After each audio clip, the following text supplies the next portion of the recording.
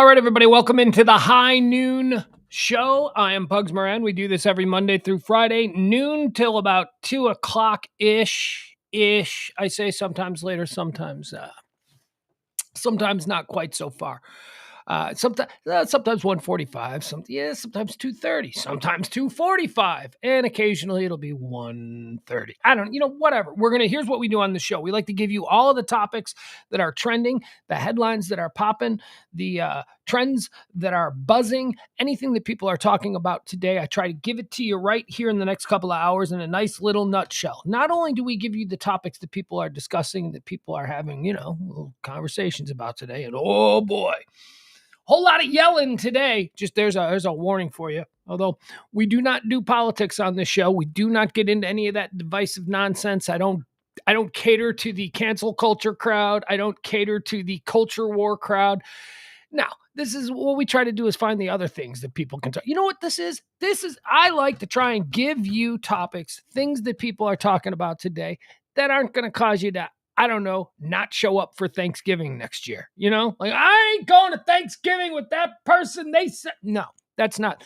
This is more about uniting than it is dividing. It is the first of two streams that I do every day. I also do one at 9 p.m. Central Time. That show airs Monday through Thursdays at 9 p.m. That's called Pugs and Parker proudly present Pillow Talk on the Radio Misfits podcast platform. Okay. Already had a very eventful day. Hi, we see the chat room. Brady's here. Byron's here. Dustin's here. I see the chat room is filling up. Please come on into the chat room. Have some fun. But be cool. Be cool. That is actually one of the things I am most pleased about as we move now into the 9th month of doing these shows every day. The chat room is typically cool. I can't tell you enough how much I appreciate that. There were some real concerns and there were conversations when this whole thing started about having a chat room. And I'm glad that we came down on the side of yes. But as you can imagine, there was some worry. Because here's the thing. I don't censor you. Free speech, First Amendment. No. Look, if you're an idiot and you just bother me, I'll get rid of you just because you bother me. But like, I don't want to be banning people for saying things that, cause other people to disagree with them and all that. I would like to have some form of discourse. We got Al here. Hi, Al. Where's speaking of discourse? Where are my rabble rousers? I don't see my Adam. There's Adam. I was just gonna say, where's my Adam? I got Byron. We got Byron. Rabble rousers accounted for.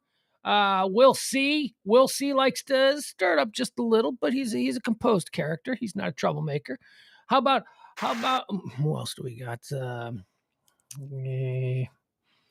don't know. We got a lot of people. And you guys all get along. Where's Jeff? That's it. Jeff. Where are the Jeffs? The Jeffs of the Ballards and Jeffs of the Glens. Couple of Jeffs. They don't see an eye on much. Yet they haven't stabbed each other yet. All right. I'm a little bit behind today. I mean, I'm not behind. The show is full. I mean, I did the show and all that stuff. But I've already had a full day. I've already had a full day. I'm already like done. This is like a night show for me. We had to wake up really early today. For those of you who don't know, I reside and cast here from the Comfort Nest Studios in the guest house here at the One Percenter compound in beautiful Highland Park, Texas. I live in the guest house and I stream from the Comfort Nest Studios. They are one and the same. They are two fancy words for two cutesy names for the exact same 700 square foot place, something like that. You got a bedroom, got a bathroom, got another room, got a studio room, got a little kitchen. That's it. I do the show here on the premises of the One Percenter compound. Now, the One Percenter compound is this beautiful work of art house. It actually is. It was built in 1938, and it looks like it was built. Like if somebody drove by and went, "What year do you think that house was built?" They'd go, I don't know, late 60s, early 70s. It kind of looks like a Brady Bunch house. No, that's why it's so crazy. It was actually built in 1938. It was like a super futuristic house back in 1938. And it actually is a work of art. The historical council and all that stuff, they've designated it as such. It is known as the Rose House of the HP. Anyway, So E, who lives in the big house and who has granted me the autonomy to just go about my life as I see fit here, occupying the Comfort Nest guest lounge and guest house, he is going out of town. He is a jet setter. He lives the life of Riley. He enjoys his free time. He's going to Kentucky Derby. He goes to Kentucky Derby every year. It's like a long-standing tradition going back to when he was a little kid, and he owns racehorses and stuff like that. So none running in the Kentucky Derby, but it's just it's like where all the horse guys go. So he's going to the Kentucky Derby, and we also, if you listen to this show, you know that we are big lake rats. We are Lake Louisville white trash. We have jet skis. He's got a boat. We go out there. We common law. I'm like his common law husband, although neither of us are gay. But so we just got the jet skis and all that stuff out there in Lake Louisville, and the jet skis needed a little bit of work. So he thought, you know what, why don't we take them in before I go out of town to the Kentucky Derby for a few days? Why don't we so can you wake up early? And can you wake up early in the morning and we'll go out to Lake Louisville, and we're gonna have to wade into the water, and we're gonna have to pull the jet skis up on the ramp of the boat or the truck and the blah and the bliss and the man work, stuff that is just not in my purview. But what am I going to say? What am I going to say? I'll tell you what. I live here in the guest house. This is like a job for Kato Kalin, and I am a Kato Kalin type. And it's like the master of the premises says we need you to wake up at 7:00 in the morning so that we can go out to Lake Louisville in the pre-dawn hours and drag a couple of jet skis out of. You say yes. You say 7:00. How about 6:45, sir? Because I'm a gamer. Let me tell you, anybody here in North Texas who knows what today is, it is freezing. It is freezing. And it was even more freezing 4 hours ago. 4 hours ago? Well, yeah, about 4 hours ago. It was freezing in that water. You had to get in the water. I didn't get too bad. I got like up to my thighs, just like wading through it. Oh my God. And it's like gray, and we had more storms last night. It's May. Isn't it supposed to be in the high 90s from here on out? Isn't it supposed to be sunny? It's Texas, for crying out loud. It was a freezing morning. So I'm wearing a sweatshirt. I'm still cold. My toes are still cold. Oh, God. But so we had to do that. Then we had to drag it all the way across town. Because you wouldn't have the shop for where the jet skis and all that nonsense go. You wouldn't have that shop near the lake. Nah, we go to one in Garland. So it's just like dragging it. And then we get back, and I just walked in the door. But luckily, I was able to prepare the show while we were in transit. So we do have a show. But man, I'm telling you, I've had a rough day. I have had a rough day. Brady says, loving the weather, have my windows open and the fan blowing in. We had more storms last night. We had wicked cool ass Texas storms last night at 2:30 in the morning. More of the big thunder. 55. Brady says it's 55 right now. Let's see, what is it? What is it where I am? Well, that ain't right. It says 84, but that's got to be from yesterday. All right. Oh, geez, nothing is easy. Nothing is easy. This phone's going to take forever. All right. Anyway, I'm going to go with you, Brady. It's probably 55 degrees outside. I got my windows open as well. It is a nice break. It's a nice respite from still spinning. I just updated the weather. It's still spinning.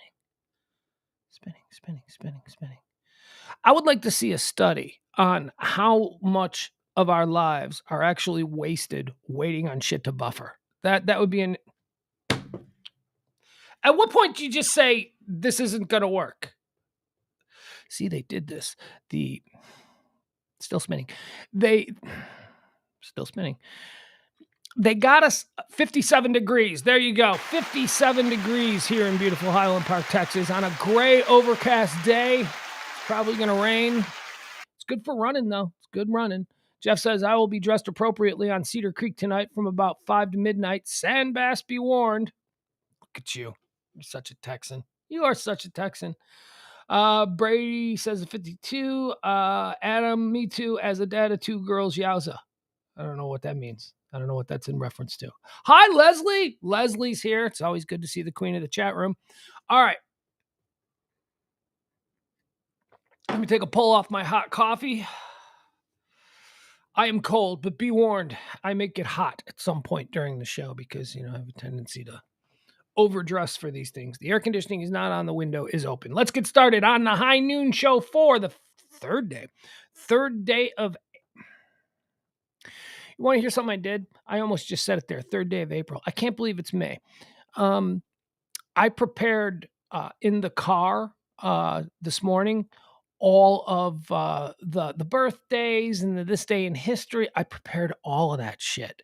And then when I finished it, I saw something. I saw a birthday that I feel like we already celebrated. And I went, oh shit, I did the wrong month.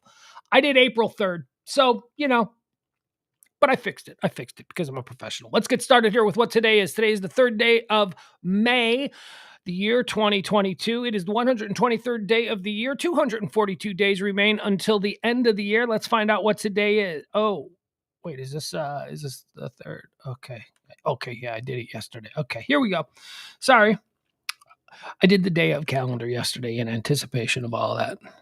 Today is May 3rd, the National Day calendar. This is a big one of stupid stuff. It's National Interpreter Appreciation Day. I don't know any interpreters other than Billy Russo. Billy Russo is my favorite interpreter on the planet. I love Billy Russo. Billy Russo is the Spanish to English translator employed by the Chicago White Sox. And every time one of our Latin-speaking ball players does something in a post-game interview, Billy Russo is there. And I just want Billy Russo of the Chicago White Sox to know I appreciate you on this National Interpreter Day. National Bike to School Day. It's a little chilly for that, but go ahead. You can bike to school if you'd like. It's National Skilled Trades Day. Skilled trades. So what are skilled trades? All the things that are being replaced by robots? Is that what skilled trades are? The things that will no longer exist in any way, shape, or form, at least for a human being in the next 20 to 30 years? The first Wednesday in May educates us about National Skilled Trades Day. Across the nation, many businesses require highly skilled workers to fill a multitude of trades in the healthcare, construction, manufacturing, industry, and service categories. These are the real workers. These are the real labor force. This is the working middle class. These are, if you got a good union, if you're in a union, it's also a very good job. Otherwise, you just a lot of skilled. Excuse me. A lot of skilled workers who are non-union, they don't do so well. They do okay. They do fine. But I have a friend who is a skilled worker. He's an electrician. He makes a lot of money, but he's in a union. The union takes care of their people. It's Bird Day, National Bird Day. Are you an ornithologist? Or do you like to bird watch? I'll tell it again. I did. I became a bird watcher. Me and my buddy Paco. Paco, who used to work with us on the Pugs and Kelly show, who sadly passed away after a battle with cancer a couple of years ago now, 2 summers ago, coming up on. He turned into a really big bird watcher towards the end, and I think it was because he was recuperating, or he was undergoing treatments or whatever, and he knew all these birds, and I became a bird watcher too, and we used to compare notes online. I was really into predator birds, like I used to live at a place that had eagles and hawks and falcons, just the most badass predator birds, and he liked the more delicate birds. So bird watchers, there's nothing wrong with it. There ain't nothing wrong with bird watchers. And bird watchers are very much like frisbee golfers, frolfers, the sport of frisbee golf. It's not so much about the frisbee golf or about the bird watching. It's about dudes going out in the woods and getting high. That's basically what I've been able to I'll say no more. I'm just saying, a lot of the people who I know who are bird watchers, they go, oh yeah, man, I do that too. I got the bird watching app, and there's a really cool bird watching app. You take a picture of the bird and it tells you what the bird is. I got a really cool bird watching app, man. We just go out there and we get really stoned. I'm like, okay, so you're just going out to the woods to get high anyway, right? You're just now coming across something that you can do while you're there. Yeah, man. Okay, so what if you weren't getting high and you were just in the woods looking at birds? That'd be lame. Yeah, okay. All right. Say no more. Say no more. Happy Bird Day. It's National Candied Orange Peel Day. Orange peels. Ugh. Are orange peels like a defense mechanism for the fruit? Like, did orange, because you bite into an orange peel. Did you ever seen, oh boy, I used to do this to my dog, Blue. God love her. She loved chasing balls. She would throw a ball on the floor and she would just chase it. I used to do it with oranges and grapefruits. Like, I'd go to the store and I would just specifically buy a big old grapefruit just for her. And I'd throw it on the floor and she'd chase it around. She'd knock the grapefruit around. And then finally she'd just like, she'd like bite into it and it would squirt her. And then she'd get mad and she'd be like, "Rawr, rawr, rawr." She'd just be like barking at the grapefruit. Like the ball is fighting back. Oh, the fun we had. I miss my dog.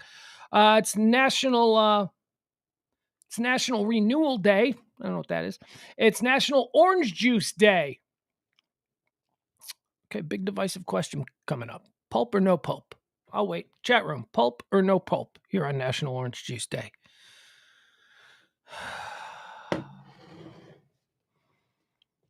Pulp or no pulp is the question for the chat room. There's a delay. There's like I don't know, apparently it's a 3-minute delay. Pulp or no pulp? Question for the chat room. Dustin says pulp. Byron says full pulp. Leslie says no pulp. I'm with the boys on this one. I love a furry orange juice. I used to call it furry when I was little. I didn't like it when I was little. I don't like the furries. You know, that was real orange juice. I love pulp. Full pulp. Adam likes pulp too. Hey, is this a guy thing? It looks like it's breaking down along gender lines. I do. I enjoy pulp. It's National Star Wars Day. Well, I thought tomorrow was National Star Wars Day. Oh, you guys, because I got screwed up. I just gave you everything that is tomorrow. Oh, do we suck? Oh, do we suck? These are all for tomorrow. This is all for me. I got screwed up because last night I had to do the National Day calendar last night because I knew I'd be waking up early and I wouldn't have all the time to prep. Oh, boy. All right, disregard everything and just remember it all for tomorrow, okay? No, I'll tell you what today is. We're going to run through today's really quickly, and this is going to be my first look at it, so I don't have any witty comments about it. All right, here's what today is. Today is National Foster Care Day. Very good cause. Take care of somebody. It's National Teacher Appreciation Day. Also a very good cause. Although James Parker hates teachers. And I called him out on this last night. And he was like, I got all these teachers in my... And I was like, okay, I'm just teasing you. But I think he hates teachers. It's National Chocolate Custard Day. Oh, man, I love a good custard. I love a good chocolate custard. It's National Garden Meditation Day. All right, that's very nice. Go out and sit in the garden. Again, see what I said about people who go out and watch birds. Just an excuse to get high. Get high and then go sit in your garden. Because what if you were just sitting in your garden and you weren't high? That'd be lame, man. Yeah, I guess so. It's National Lumpy Rug Day. Who doesn't love a good lumpy rug? It's National Montana. Oh, my God. There's a shit ton today. It's National Montana Day. Congratulations, Montana. It's National Paranormal Day. Do you believe in ghosts? I want to believe in ghosts. I don't know if I do, though. I want to, but I don't know. I don't know. I want to, though. Did I tell you I want to? I want to believe in ghosts. I don't know, though. National Raspberry Popover Day. Raspberry. That's a junk fruit. Moving on. National San Architect Day. National San Architect Day. What is that? National SAN and then space Architect Day. National San Architect Day on May 3rd each year recognizes the systems and professions managing America's data. Oh, SAN stands for Storage Area Network. Boring. Moving on. It's National Specially Abled Pets Day. Oh. What now, is that the good Specially Abled Pets Day? Like a dog who can fly? Or is that like bad Nationally Special Abled Pets Day? Like a dog with with wheels for back legs? I don't know. Well, moving on. It's National Textiles Day. Really? And it's National 2 Different Colored Shoes Day. Oh my God! Oh my God! 2 Different Colored Shoes Day. Do you people know that this has been my fashion trend that for years, I'd say going back 30 years now, I've been saying, okay, probably came about the time. Remember when Chris Cross put the clothes on backwards and that became like a thing for like a couple of months? It's like, oh, look at you. Aren't you fashionable wearing your clothes backwards? Never really caught on, but Chris Cross did it. They were Chris Cross will make you jump, jump. Chris Cross, little band, two little kids. I don't know. I think they're both felons now. I think they both grew up and like did bad things, but whatever. For a period of time in the early '90s, Chris Cross, they were putting their clothes on backwards, and that became a fashion thing. And around that time, I said, why doesn't wearing two different shoes? Why has that never became a fashion thing? Seriously, think about it. Of all the stupid shit that has been, a trend or a fad or whatever in fashion, how come, how come, how come, how come, why is it that wearing two different shoes has never become a thing? Like, and you would think we are in such crazy sneaker culture these days. Young people have crap tons of pairs of shoes. Why not wear like a Nike on the right foot and a Reebok on the left? Why not wear now, I'm not saying like, wear a high heel on one and then a cowboy boot on the other. I'm not talking about that. I'm talking about, shoes you can still walk in them. But why hasn't that become a thing? And it maybe today it is National Two Different Colored Shoes Day. See here, I thought this was like my big fashion moment where I was going to, create something that nobody had ever done before, and it seemed so obvious. But now apparently there's a national day for it. Each year on May 3rd, National Two Different Colored Shoe Day encourages us to celebrate our uniqueness and put it on display. This day stands out from the other 364 days of the year. Wear two different colored shoes and see where they take you. Oh, shut up. You may discover you walk to a different beat, or you walk differently because maybe the shoes, or perhaps you take a road less oh God, it's just going into all this poetic bullshit. But it is. They're showing a picture here. It's just someone wearing like an orange shoe and then like a white shoe. And it's like, okay, cool. That should be a thing. Not too long ago, I mentioned this to my kid. I said, because he's got a whole bunch of shoes. I go, why don't you show up to school with two different shoes? And he's like, that'd be stupid. I'm like, okay. All right, shoot down, Dad. Stupid for me. But if Kanye started doing it, I bet you middle schoolers would suddenly be wearing two different shoes. Jeff says, when I was in school and Vans and Converse All Stars were the rage, people would wear two different colors of Vans or All Stars. Brand mixing wasn't a thing. Well, no, because I grew up the same period as you. I remember the Vans and the Converse, but they were sold as two different colors. They were sold as a pair, but you would have one design on one Van shoe and then another design on the other one. And Converse All Stars also had that. Converse Chuck Taylors, I should say. They also had like multiple different colors. Okay, hold on a second. This is important. I need to take a quick break.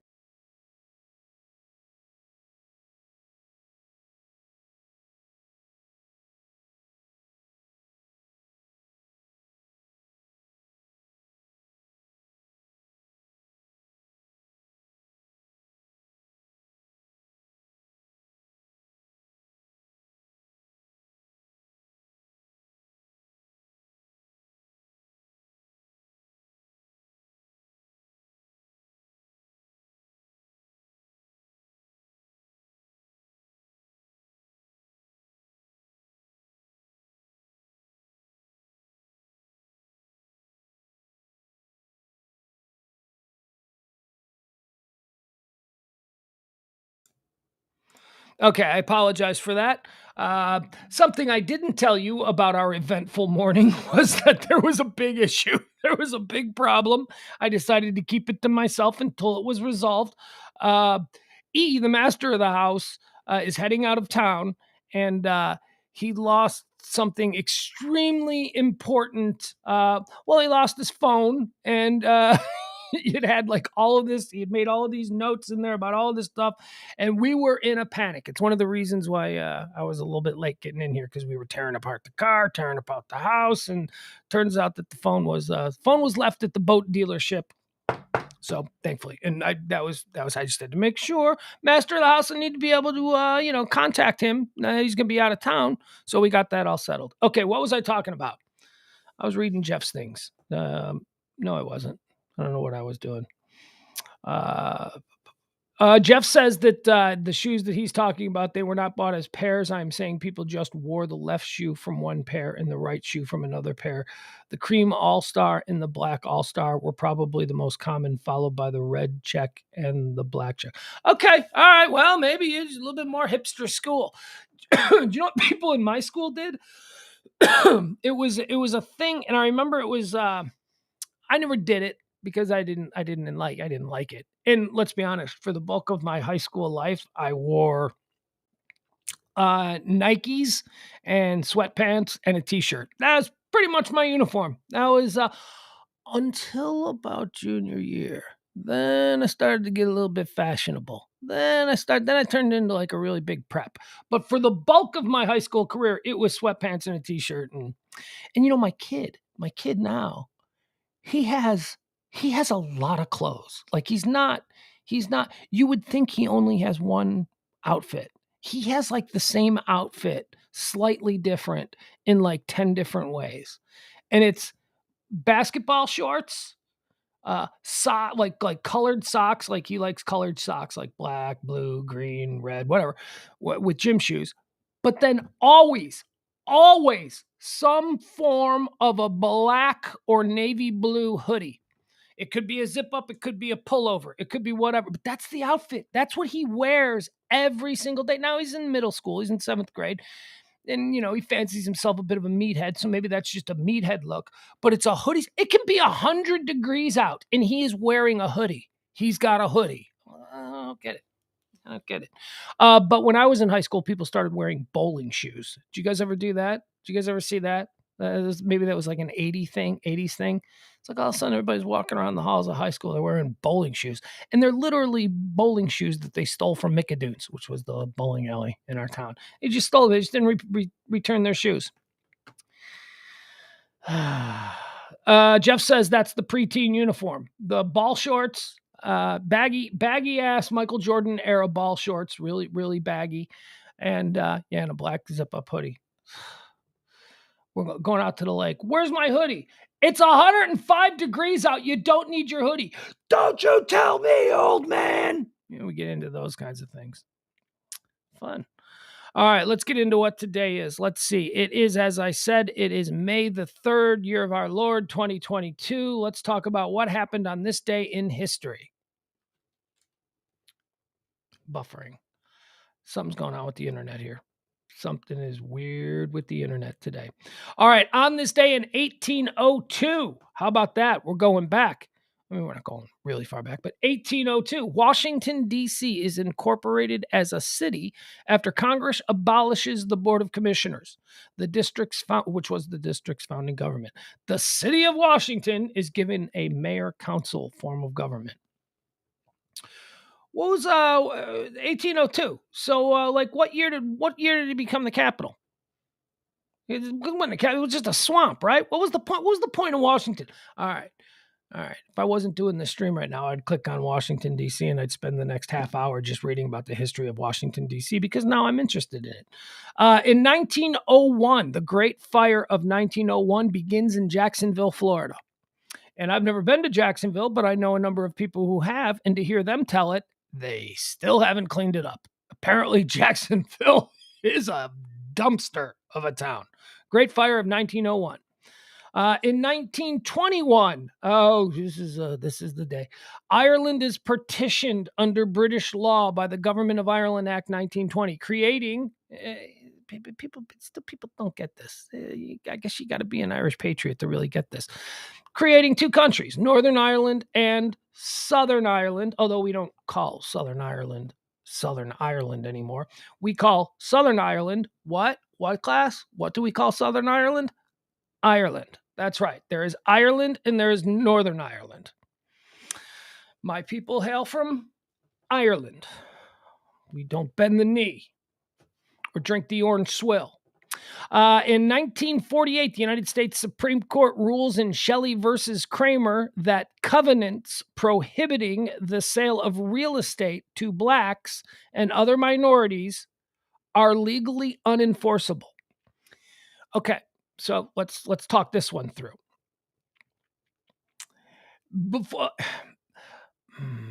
how do I say this?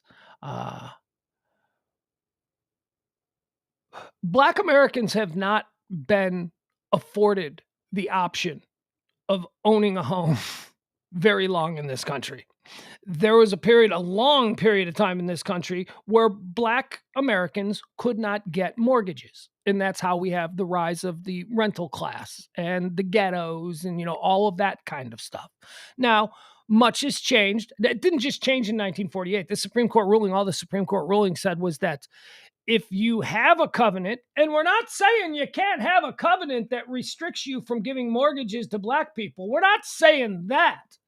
What they're saying is if you have one, which again is fine by us in 1948, the Supreme Court of the United States, if you have one and somebody has a problem with it, it's not legally enforceable. But if you have one and they don't have a problem with it, then yeah, you just go ahead. You keep restricting mortgages to only white Americans. That's fine. 1948. It is so crazy. When you look at, we were not taught any of this stuff. All of the stuff that I've come to understand about the racial divisions in this country, the way that people don't know. People do not know. People didn't know that until the Civil Rights, until the Civil Rights Act of 1966, for instance. Oh, here's one that's just a mind blower. The GI Bill? Yeah, that didn't apply to Black people. It didn't apply to Black people. If you were a Black person and you went and served in World War II or you went and served in Korea and you came back, it was like, yeah, no, you don't get no benefits for that. You're a Black person. That was in recent history, recent American history. So that's why I always push back on that that complaint you always heard in, what was the movie? What was that movie? It was so good. So good. Ed Norton played the Nazi. He played like the Southern California skinhead Nazi, whatever it was. But there's that thing that you always hear, like borderline racist people go, well, Lincoln freed the slaves in the 1860s. How long does it take to pick yourself up by the bootstrap? It's like, man, you really don't know history. That's really stupid. Because following that, you had Jim Crow laws, you had all kinds of, what are you talking about? How long? White people, my family, when they came over here, they had nothing. It took them 4 generations before they could finally afford homes and stuff. Not 4 generations, I guess that's a little much, but it took multiple generations before the immigrant class that was my family was able to actually own something and build a structure and bring us to the middle class where we currently are. If you're a Black family in America, you probably never had a homeowner in your family until the 1970s. That's a very real fact. American History Acts. Thank you, Bill. Thank you. So it was on this day in 1848 that the U.S. Supreme Court finally said, we're not saying you can't not let Black people own homes. If you don't want Black people to own homes, that's on you. But what we're saying is, on this day in 1948, if it goes to court, we don't see it being legally enforceable. You might lose. But if it doesn't go to court and you just want to not give Black people homes, go, please, keep at it. It's 1948. Do what you need to do. Jackie Robinson just started playing for the Brooklyn Dodgers. It's changing, but not that quickly. 1952, the Kentucky Derby is televised nationally for the very first time on CBS. 1957, Walter O'Malley, the owner of the Brooklyn Dodgers, agrees to move the team from Brooklyn to Los Angeles. Creating what class? The Los Angeles Dodgers. In 1987, a crash by Bobby Allison at the Talladega Superspeedway in Alabama crashed into the fencing at the start-finish line would lead NASCAR to develop the restrictor plate for the following season. Restrictor plate racing is a big complaint that you hear from a lot of people. And it's like, well, people were dying. So, you can't have people dying. Whatever. 1999, the southwestern portion of Oklahoma City is devastated by an F5 tornado, killing 45 people, injuring 665, and causing over $1 billion in damage. The tornado is one of 66 from the 1999 Oklahoma tornado outbreak. This tornado also produces the highest wind speed ever recorded. Holy cow. 301 mile per hour tornado generated wind speeds. 301. Oh my God. That is, Whew. 2007, the 3-year-old British girl Madeleine McCann disappears in Praia de la Cruz, Portugal, starting the most heavily reported missing person case in modern history. Yeah, still, that's a bummer. We've got another story today that's a bummer that we're going to talk about, but it's a bummer. This one's a bummer too. This one.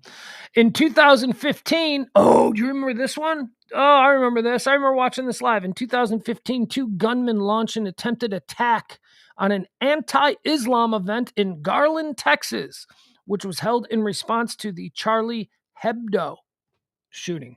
Let's see. Let's delve into this one, shall we? This is at the it says the Curtis Culwell Center. The Curtis Culwell Center attack was a failed terrorist attack on an exhibit featuring cartoon images of Muhammad at the Curtis Culwell Center in Garland, Texas on May 3rd, 2015, which ended in a shootout with police guarding the event and the deaths of the 2 perpetrators. Womp womp. The attackers shot an unarmed Garland Independent School District security officer in the ankle shortly after opening fire. Both attackers were shot and killed by an off-duty Garland police officer. The FBI had been monitoring the 2 attackers for years, and an undercover agent was right behind them when the first shots were fired. The injured security guard filed a lawsuit against the against the FBI, claiming the FBI was partially responsible for his injuries. Well, so some lawyer got in his ear. Okay, for some reason I thought this was all right. This sounds like a win-win. This sounds like okay. All right, never mind. But yeah, I do remember that happening. I remember going, Garland, man, check that out. All right, some birthdays. Brady says, I know the guys that was running GISD. I'm guessing that's Garland Independent School District security that day. It was a heavy deal, and he had PTSD, eventually leaving the job after years of therapy.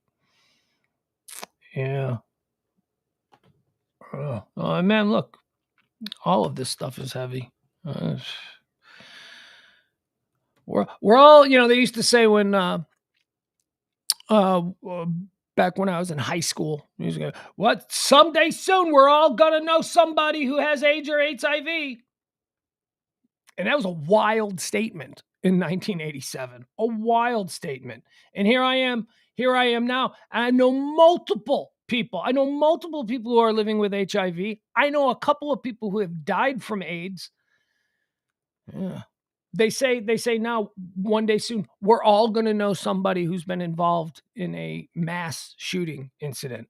God, I hope not. All right, let's talk about birthdays here. Births on this day. Golda Meir, the Ukrainian-Israeli educator and politician, the 4th prime minister of Israel, and a bona fide badass of a lady. 1903. Oh, America's favorite crooner. Oh, was he a nice guy? Oh, did everybody love Bing Crosby? Born on this day in 1903. Shit dad. Absolutely shit dad. Just beat his kids, was an alcoholic, was cruel, was just a mean drunk of a dad. And then America loved him because he had a different image when he was on camera. Born on this day in 1934, Frankie Valli, American singer and actor, Frankie Valli in the Four Seasons. I don't know. I can't name any Frankie Valli songs. Can't walk like a man, right? Isn't that him? And he, the guy with the really high voice, said the guy with really high voice. I don't know. Born on this day in 1935, died in 2021. Somebody, I talk about this a lot, where there are just, I am amazed at the amount of people who have terrible bullshit detectors.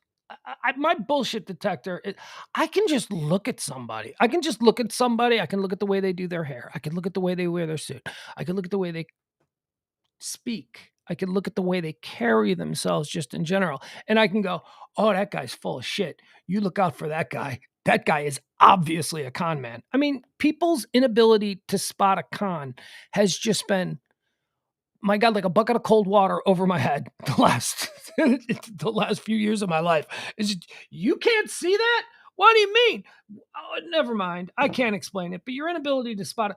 Ron Popeil was born on this day in 1935. Remember Ron Popeil, the late night guy? It slices, it dices. I used to sit there and I used to watch this guy and go, who's fallen for this act? This guy is so full of shit. This guy is selling garbage on TV. And oh, he's an inventor. No, he's not.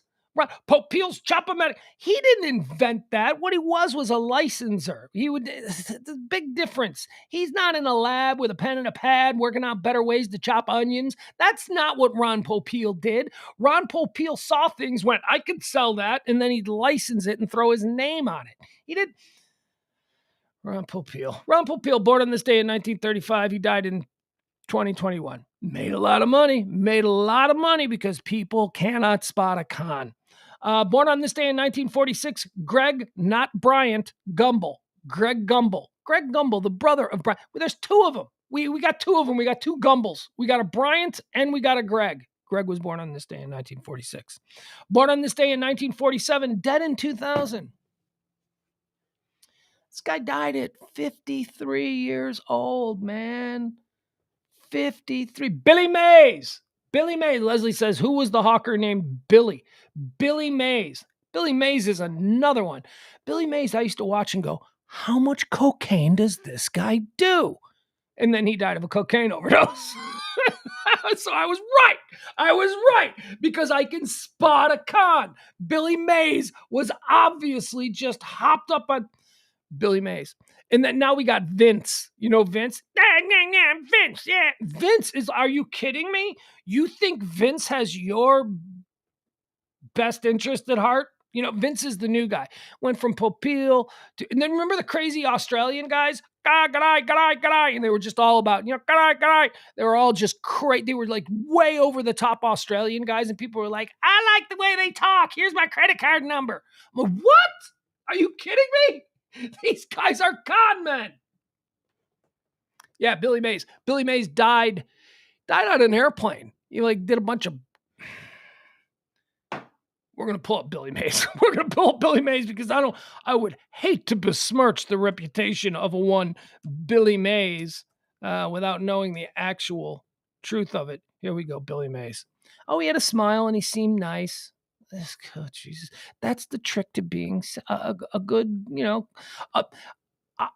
I used to say that I hate all salespeople, and now I know far more salespeople who do different kinds of sales.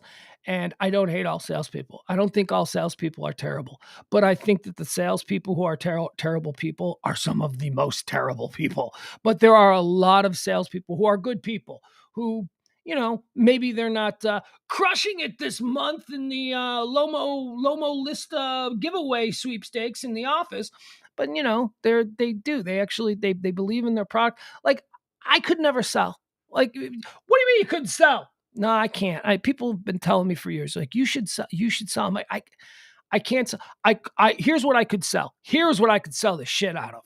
Something that I really believed in. If it was something that I really believed in and I really thought it was great, I could sell the shit out of that. But if it's something I didn't believe in, like I said, man, it's the same reason. This is the thing that has held me back from being a wild success in any number of jobs. If I don't believe in it, if I think that I'm doing something shady in regard to it, that's the whole reason why I don't do AM talk radio. Because you can fake it. I've had people say, you can fake it. You'd be good at it. You just fake it. I can't fake it. I need to sleep well at night. Sleep means a lot to me. When I go to bed, I like to think, did I do more positive and optimistic things today than making the world around me a worse place?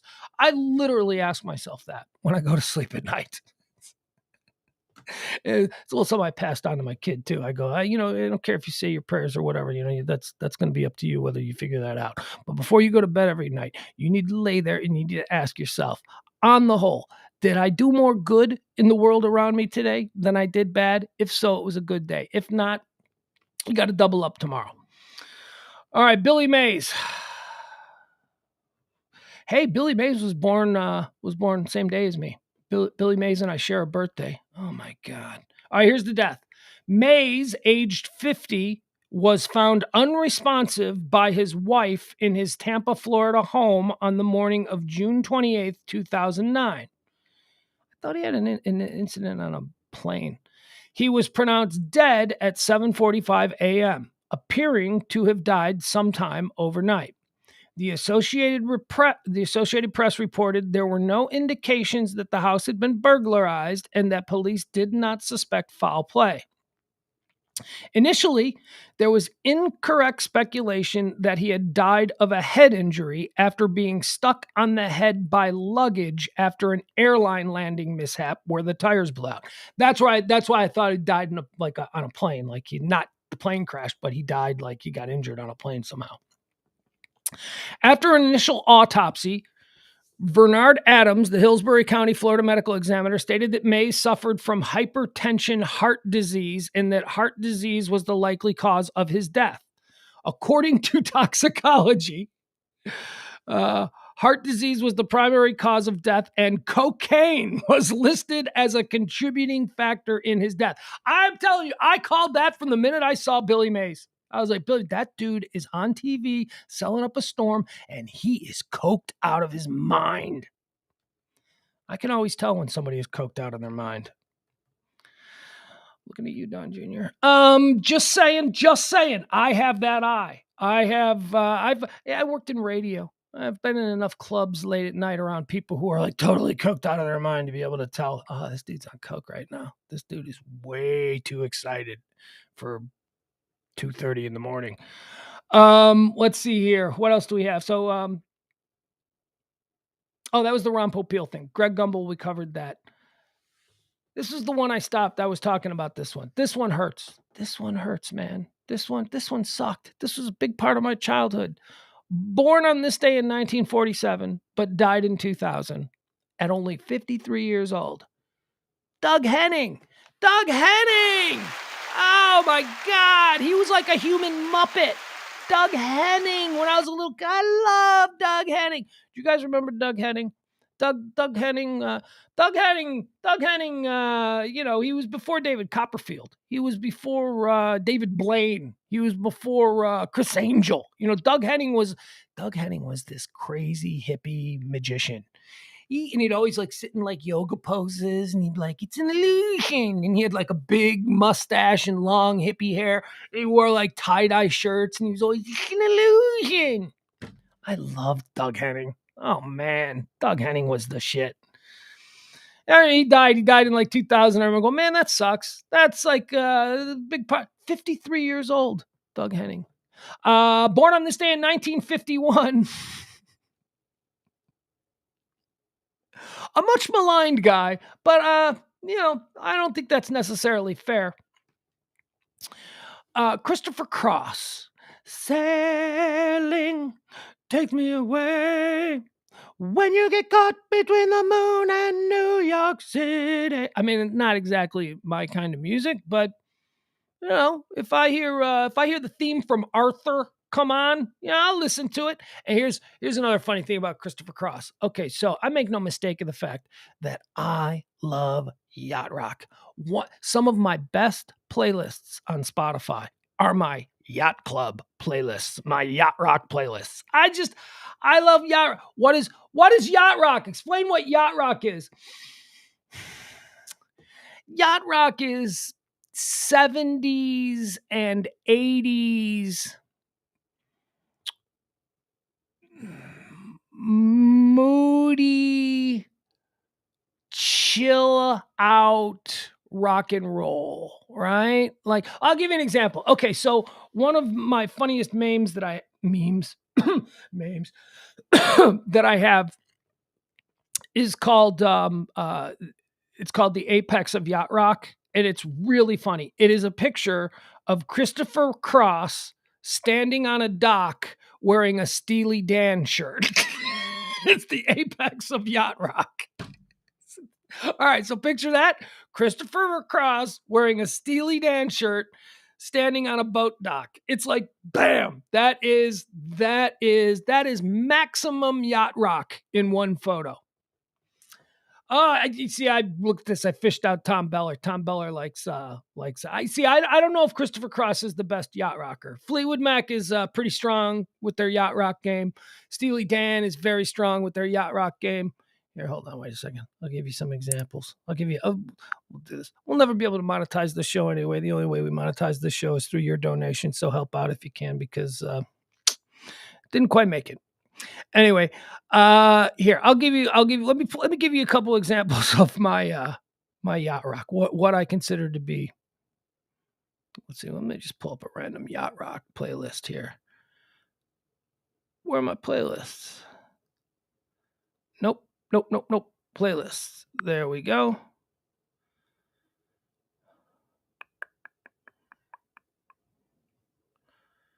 Yeah, okay, here we go. Okay, so this is Yacht Club 1. All right. Here you go. These are examples of like total yacht rock. There you go. Toto, Little Africa. This is yacht rock. This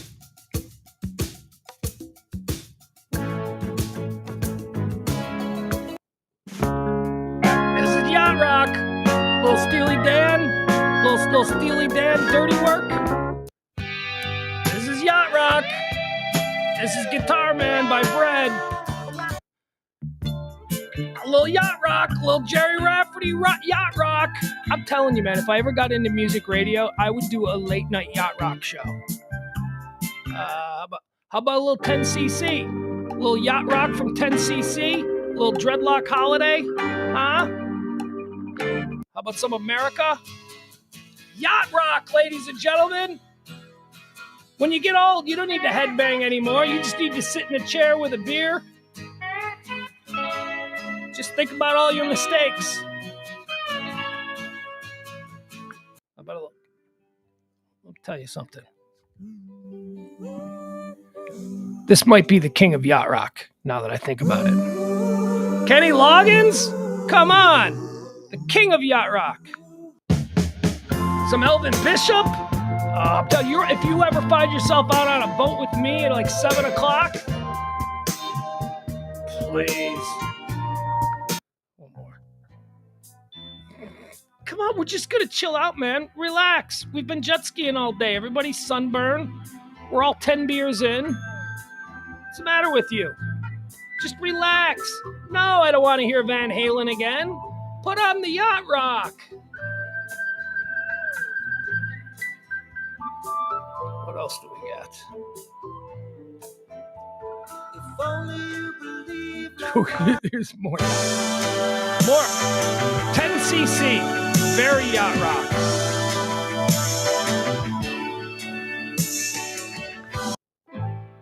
Oh, really? Come on. All right, there you go. You made a fool of me.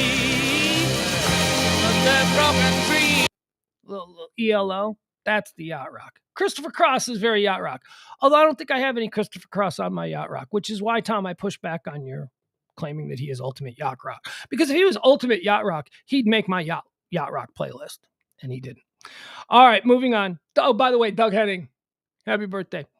And Chris Cross, happy birthday. Also, happy birthday to Eric Church. How'd that North Carolina thing? Well, I guess the North Carolina thing worked out well for him. So, you know. A couple of deaths on this day. Who died on this day? Well, wait. Well, let me jump into my yacht rock comments now. You may call it yacht rock now, but in the 70s, that was getting high music. Well, yeah. People get high on yachts. It's hard for cops to bust you in states where it's illegal. So yeah, there's a lot of weed smoking out on boats in the middle of lakes. At least that's what I've noticed. A lot of that going on. Jeff Glenn says your yacht rock playlist is basically the 1983 KVIL playlist. Well, I suppose on first glance, but if you were to listen to it, you would see that there is some thought put into the way each song rolls into the next. Oh yeah, I put my radio programming hat on, and I definitely looked into the chord changes and the way the music. You didn't hear the Yacht Rock playlist unfold. I was just skipping across. I was just skipping into certain songs. All right. Deaths on this day. In 1989, Christine Jorgensen died. Who's Christine Jorgensen? Christine Jorgensen is the very first trans woman. Christine Jorgensen, ladies and gentlemen.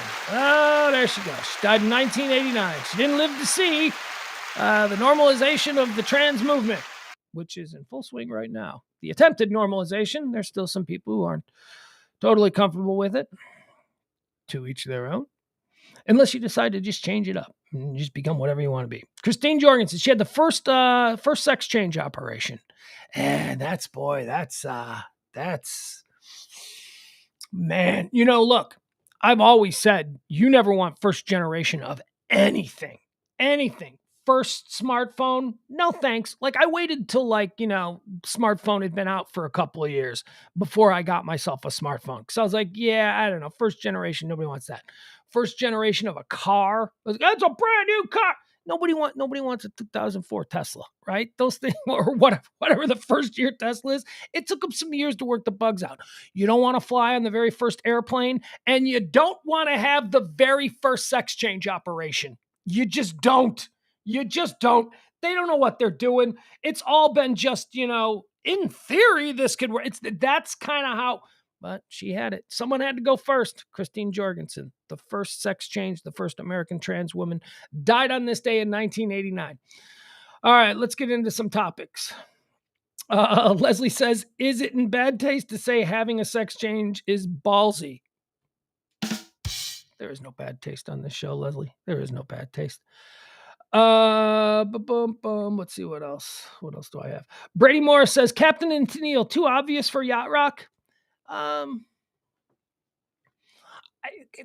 and Tennille. Oh man. Okay, you are gonna force me to spend 10 seconds now to truly contemplate how I feel about Captain and Tennille. Here we go.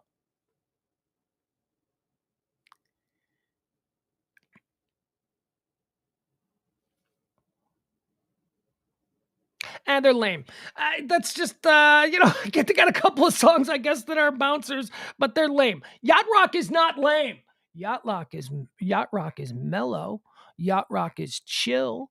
Yacht Rock is cool and relaxed, but it ain't lame. Captain and Tennille are kind of lame.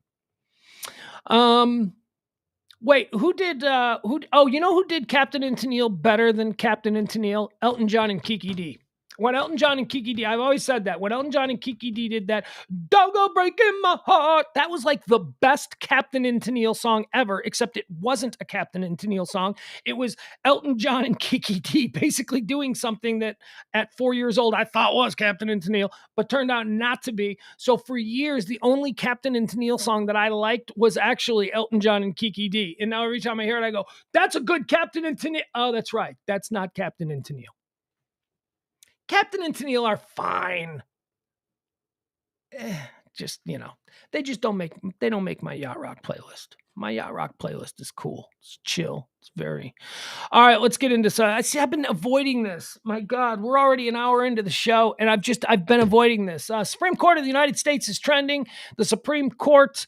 Okay, so we all know about this, right? And I think we all know, as I've said over and over again, I'm a white man in my 50s, so my opinion on abortion is probably one best kept to myself and behind voting curtains, right? I mean, that's nobody should give a shit what I, at my age, thinks about voting rights. I'm not particularly Catholic, and it is make no mistake, it's a Catholic issue. It's a big Catholic issue. They're the ones that have been on this from the very beginning. The evangelicals only came on board in the 80s with the moral majority and all that when they found that they could use this to leverage political influence in other areas. But make no mistake, it's a Catholic thing. I'm not really a lapsed Catholic. I've known a lot of people.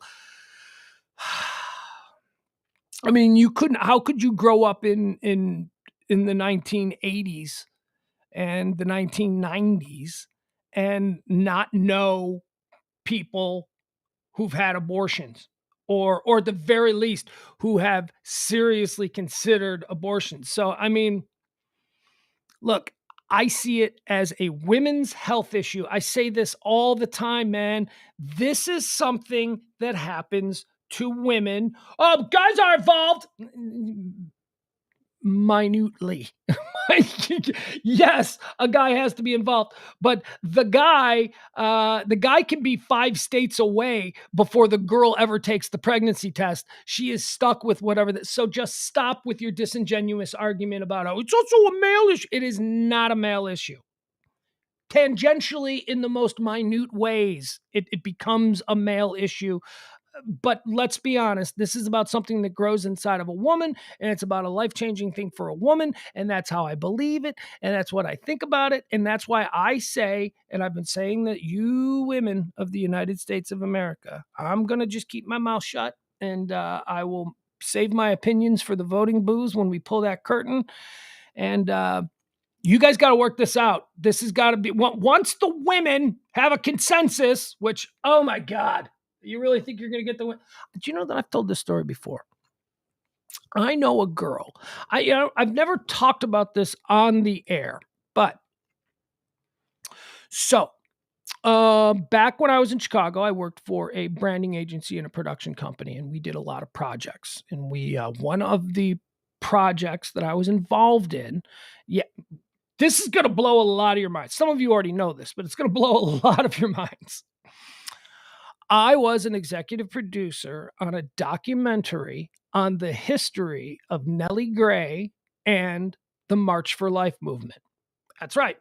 The Catholic Church, a Catholic group, a Catholic fund, came to the agency that I worked at and pitched us on basically bankrolling a documentary that they wanted us to produce up for them about the history of the March for Life. Now, what is the March for Life? Originally known as the March of the Roses. It started in the 1970s by a woman named Nellie Gray, who was an ardent Catholic, the very hardcore Catholic origins of this whole thing. She did not like the Roe v. Wade, and she started what would turn into the March for Life, which happens every year, February or March, in Washington, D.C. Not anymore. Well, maybe not anymore. And we were tasked with creating a documentary, a biographical documentary on the life of Nellie Gray. And she's the founder. She is the founder of what is today the modern pro-life movement. Now, I did not stay with that project. At some point, I went, you know what? I think this is in good hands. I think that we have gotten this to a good place. I enjoyed doing a lot of interviews with a lot of very interesting, historically relevant people on the subject. I particularly enjoyed going to Washington, D.C. and meeting with and interviewing some of the bigwigs in the American pro-life movement, not the least of which is a woman named Jeannie Mancini, who is the head of the March for Life organization and one of the most vocal and high-profile pro-life people in America. And I can tell you that she was an impressive woman. She Google search Jeannie Mancini March for Life right now. You'll see her. She is kind. She is sweet. She's attractive. She was cute. She had this, smart as a whip, lawyer, very well educated, but cool. Like, she was a cool lady. I enjoyed any number of aspects of my work on this project. But I stopped. I removed myself from the project. It seemed like they had it under control. They didn't really need me. I was very uncomfortable with. I was morally uncomfortable with who I was. This is the whole thing. You could fake it. Just go do a certain kind of radio where your job is to just stir people up. It doesn't matter if you're telling them the truth. Just say shit that gets them all back crazy, and you can then rake in the advertising. I can't do that. I can't do that. I couldn't be a part of this. Not that there's anything wrong with it. I mean, I came to admire and still consider myself friends with a lot of people who were involved in it. It was just too divisive. It was just too divisive of an issue, and not something that I felt my soul was really into, taking taking a position. Anyway, my first thought on this SCOTUS, the Supreme Court leaked document that Politico got a hold of last night that said that the Supreme Court of the United States is ready to overturn Roe versus Wade. My first thought was, oh my God, this is like this is what all of those people that we interviewed, all of those people that have been working towards this since the early 1970s. This is like the culmination of their wildest dreams, but also a complete nightmare because they're out of work now. I mean, when I went to the March for Life headquarters in Washington, D.C., in this beautiful Washington office building right there on K Street with all the other big lobby firms, they had multiple floors. They had beautiful offices. They were just teeming with young volunteers and people. And just, it was the corner office of Director Jeannie Mancini was fantastic and it was well funded. I don't got a job today. I mean, if this is true, I mean, there is an entire industry built around overturning Roe versus Wade, which is now, I mean, it's a victory, but also get your resume in order. I don't want to get into the whole divisive nature of it, but that was my take. The first thing I heard was, or the first thing that I thought after seeing this was, wow, they have just, it's like their best day and their worst day. And then conversely, there is about to be a whole nother industry that is we're just going to switch. It's just going to switch over. Maybe the new pro-choice people can rent the office space that the March for Life people are taking. Maybe the March for Choice people can now move in. I mean, this is a seismic change in the law of the land. If it goes through, and there's a whole lot of moving parts, and it may not go through, and this is just a leak, and the questions are, why was this leaked? Personally, I think it was leaked by Democratic operatives in order to stir up the Democratic base before the midterms. I said that to somebody, and their response was, "Well, they should have done it. They should have done it closer to the midterm." No, you do it now, and you spend the next 6 months raising money off of it. You don't think they're just going to mention it for the next couple of days and not mention it again? This is going to be. This is cocaine enema is one of the ways I heard it described what this ruling will be to Democratic candidates. This is a cocaine enema for a group of people who were looking at being completely washed out. I mean, what will this do? This changes potentially the entire balance of an electrified electorate. This changes the people who are motivated and have a cause that they feel so strongly for. This flips the balance of that from the right, which had this incredibly big issue that they had been fighting for and been promised. Everybody they vote for is promised to overturn Roe versus Wade. You just need to get out there and vote and join us. And the churches from the pulpits with the buses and the bowling places and all. That's now on the other side. That is now I mean, I don't know. It's going to be really interesting to see how this thing plays out. And if you're saying, well, Pugs, that's not really what the issue is. I told you why I'm not going to talk about the issue, because I'm a 50-something-year-old white guy. And I see this as a woman's issue. The women of America, I am taking a 30,000-foot view of this. And I'm looking at how everything is potentially going to play out now. What seems in the moment, last night, what seems like a rousing victory for the people who have been fighting for pro-life since the early 1970s, 50 years now, what seems like in the moment a huge victory for them also has all of their strategists freaking out. Because their strategists know they don't have this issue anymore. And we are just a few months away from midterm elections that could change. The whole reason that this was going to be such a big midterm was because if they could control the House, they have the Senate, then they could overturn Roe versus Wade. That's not a reason. If Roe versus Wade has already been leaked, that the Supreme Court has made up their opinion on this, and it doesn't need to be done.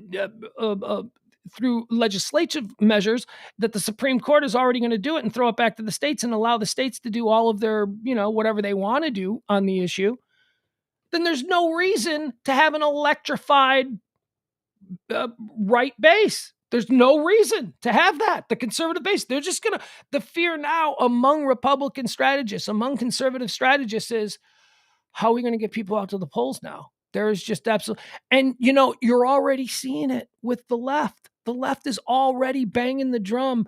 We can't overturn this. We can do this. We can do this through the legislature. We can, if we own the House, if we own the Senate, we can push this through with Biden in the White House. We can take this out of the hands of the Supreme Court and we can legislate this. And they're also banging the drum on, hey, folks, don't get too comfortable, gay married people, because now there's a precedent set. The Supreme Court will now hear challenges to gay marriages in these states, and certain states are now going to overturn it, and it's not going to be a federal law. Oh, and what about trans rights? What about gay rights? That's going to be the electrifying issue now on the left, that they're going to rally and they're going to have the buses and they're going to be pulling people up to polling places. This is really an interesting sea change in the way elections in this country have been contested for the past, since the 1980s, easily. Since the Reagan Revolution, when these particular culture issues became the real things that people voted for. People didn't used to vote for these kind of things.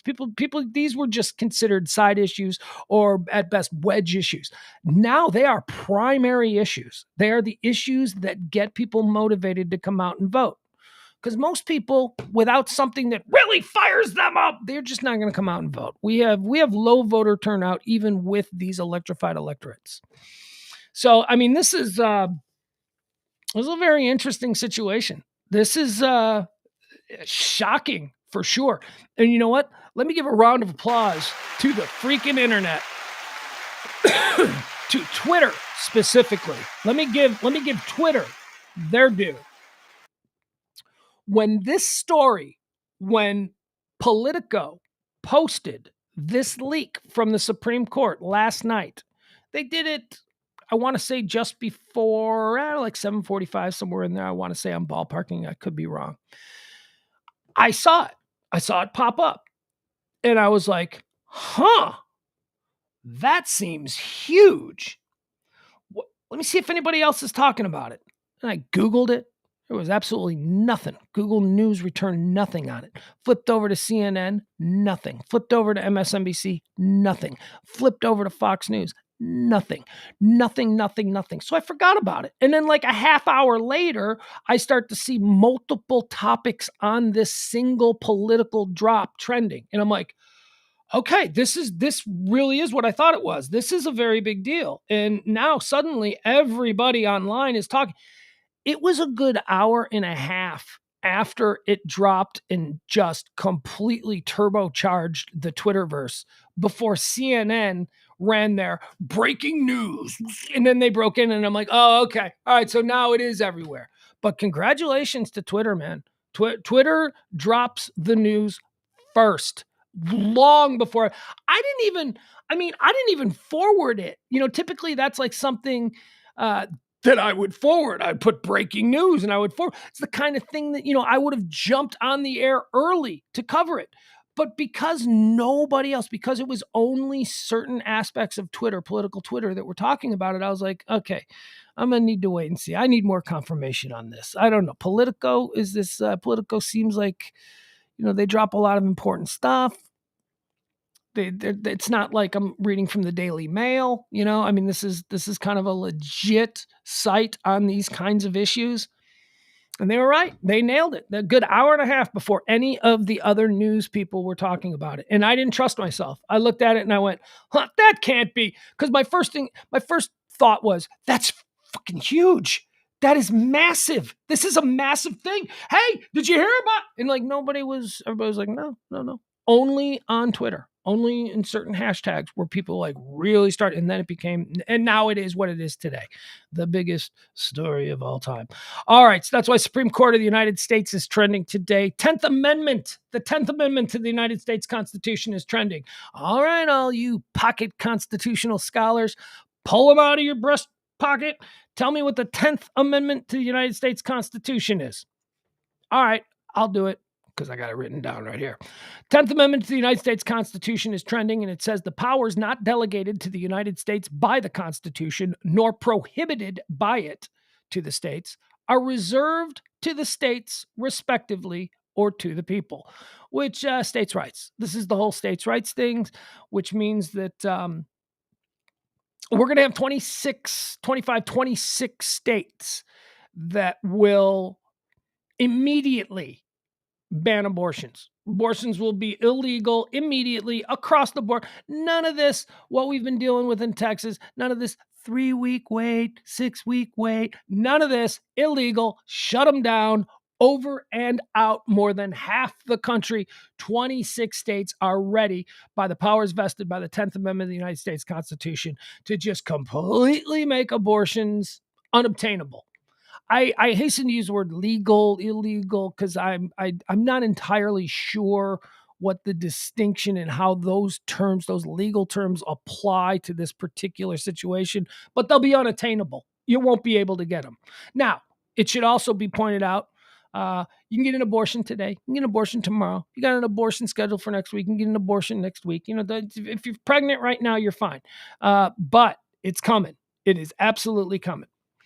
The FBI is also trending. Why is the FBI trending? Well, because for the first couple of hours last night, the story that Politico dropped was being questioned, and rightfully so, by some people who are saying, how is this confirmed? How is this a confirmed story? Who is your source? Well, we don't give away our sources. Oh, okay. All right. So because fake news, we don't believe fake news. It's all fake news. Because of that, we're not going to believe you. Well, it's been confirmed. It's a legit document that was leaked in the largest breach of confidence by the Supreme Court. Really? Well, I don't know. What? You're a Supreme Court historian now? No, I'm not. But I'm just going by what people have been saying. This is a massive. Things like this do not leak from the Supreme Court. This is not. So the document has been confirmed by Chief Justice John Roberts, who said that, yeah, that's legit. Yeah. That is absolutely legit. Politico got it. And the FBI is trending because Chief Justice Roberts is likely to order a full investigation involving the FBI into the reported leak of a draft majority opinion. Some question if it will throw the Supreme Court's legitimacy into question. Okay, two things here. First, I feel like I know completely who leaked this. This was leaked by Democratic operatives. This was something that Democratic operatives who are looking ahead to the midterms said, well, if we put this out now, it'll supercharge the base. This is something that you're looking at polling numbers, you're looking at races that in previous elections were solidly blue that are now turning purple and in some cases red. They needed something. So when this is all done, when we find out exactly where this came from, we may not ever find out, but I'm telling you, who benefits from this being leaked? And it's the Democratic Party. It's the Democratic politicians. It is the Democrats who are running in the coming midterms. That's who benefits from this. And that's obviously who would have leaked it. The Republicans didn't want this out. The Republicans, the conservatives, they didn't want anything like this even mentioned until after the midterms, for all the reasons that I said earlier, that they needed to jazz up their base. They needed to get their base coming. Come on, we're going to overturn Roe versus Wade. If the base already knows that it's already basically overturned, they're not going to be as fighty. They're not going to be as surly and come on, let's do this.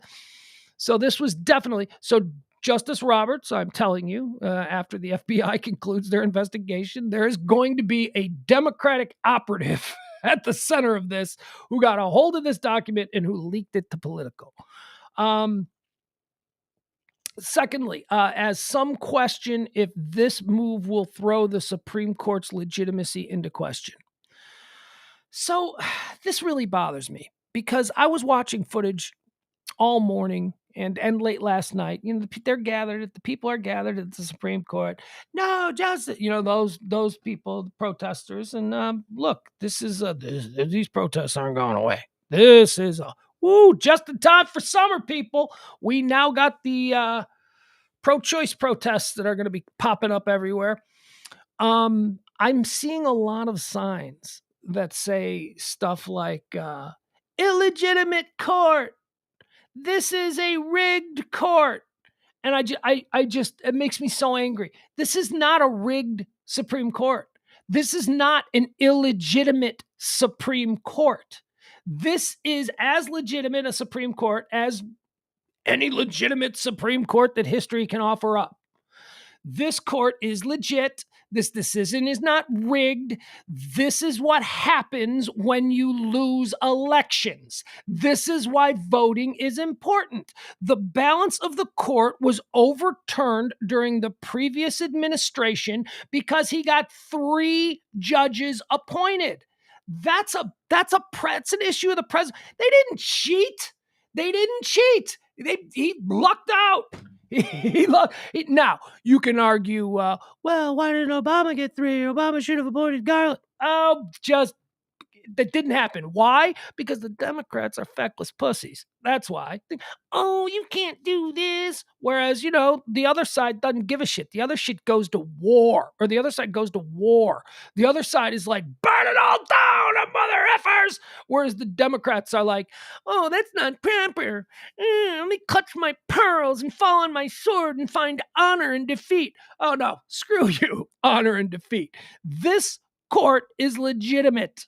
A guy who was elected president appointed 3 Supreme Court justices. There was no rigging going on. He appointed 3 Supreme Court justices who were pro-life. The balance of the court was thrown into, and people said it at the time. Everybody said it at the time. People like, I'm not going to worry about that. What are the Kardashians doing? I mean, we're just not as plugged into how all of these things work. Don't you dare call this an illegitimate court. Don't you dare say that this is a rigged court. Stop it. That's just stupid. It's not one you might like. You might hate it. You might not like the decision, but, as they've been saying for a very long time, elections have consequences. So, there you go. Let's see here. So we're done with all that stuff. Let's keep moving. Brittney Griner is trending. Why is Brittney Griner trending? Well, because the United States State Department has officially deemed Brittney Griner, the women's WNBA basketball player, who's being held in Russia. U.S. now says officially that Brittney Griner is wrongfully detained in Russia, which is a change. This means it's an issue. The U.S. State Department has now classified Brittney Griner as being wrongfully detained in Russia following her March arrest when she was taken into custody for allegedly smuggling cannabis oil while attempting to return home to the U.S., this according to an email sent to ESPN from the State Department. The Department of State has determined that the Russian Federation has wrongfully detained a U.S. citizen, Brittney Griner. The email statement reads, with this determination, the special presidential envoy for hostage affairs, Roger Carstens, will lead the interagency team for securing Brittney Griner's release. The shift in Griner's designation comes days after former U.S. Marine Trevor Reed was released in a prisoner exchange, leading many to call on the Biden administration to advocate for the release of Griner. Okay, so it's a big deal. So until this designation of Brittney Griner, she was just an American citizen who did something wrong. And hey, you got to do something wrong.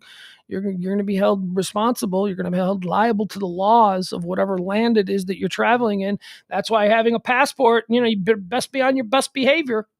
Because you might be an American citizen according to your passport, but as soon as you get locked up in some jail in Russia, they don't give a shit about that. You're just some scumbag who broke the law over there. So this designation, calling her being wrongfully detained, it moves her into a category of hostage, which means that the State Department can now I don't. What are we going to do? We're going to exchange some Russian spy.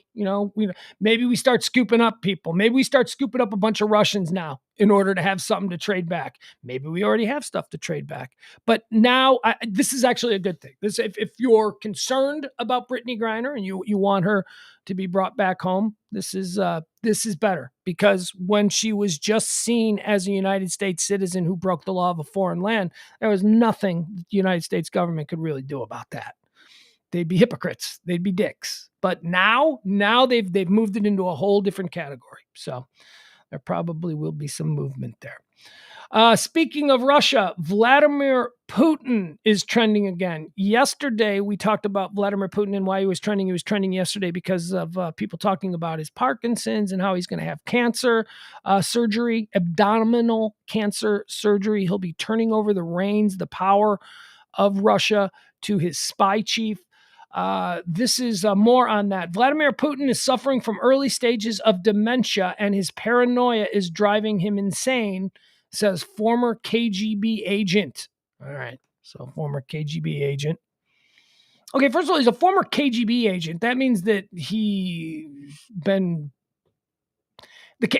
There hasn't been a KGB in like 30 years. The KGB was the secret police under the Soviet Union. Vladimir Putin is likely to be suffering from Parkinson's, we've heard that a bunch lately, and early stage dementia, while his paranoia and fear over traitors is driving him insane. This according to a former KGB agent. The Russian tyrant's health has long been the source of speculation, with Western intelligence suggesting that he has serious health issues. Yeah, but, isn't this something that we all...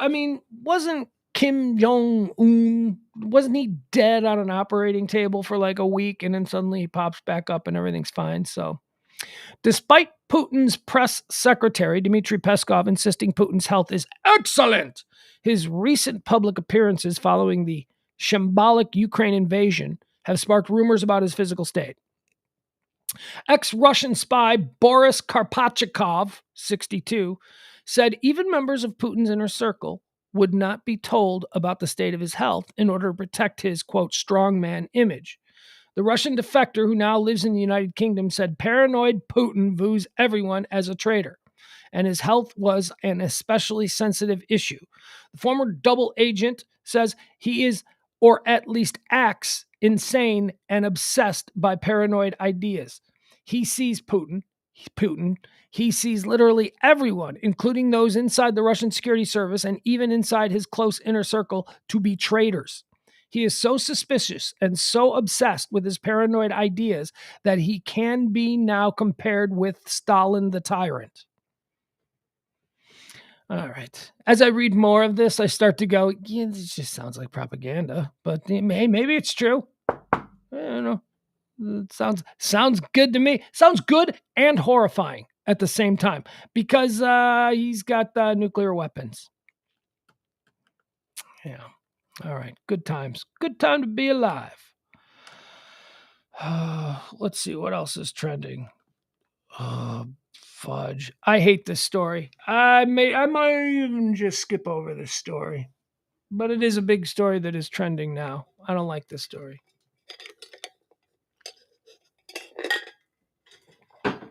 All right. I'll do it. This is really horrifying. Pennsylvania mom. Penn mom. Have you seen this? Oh, God.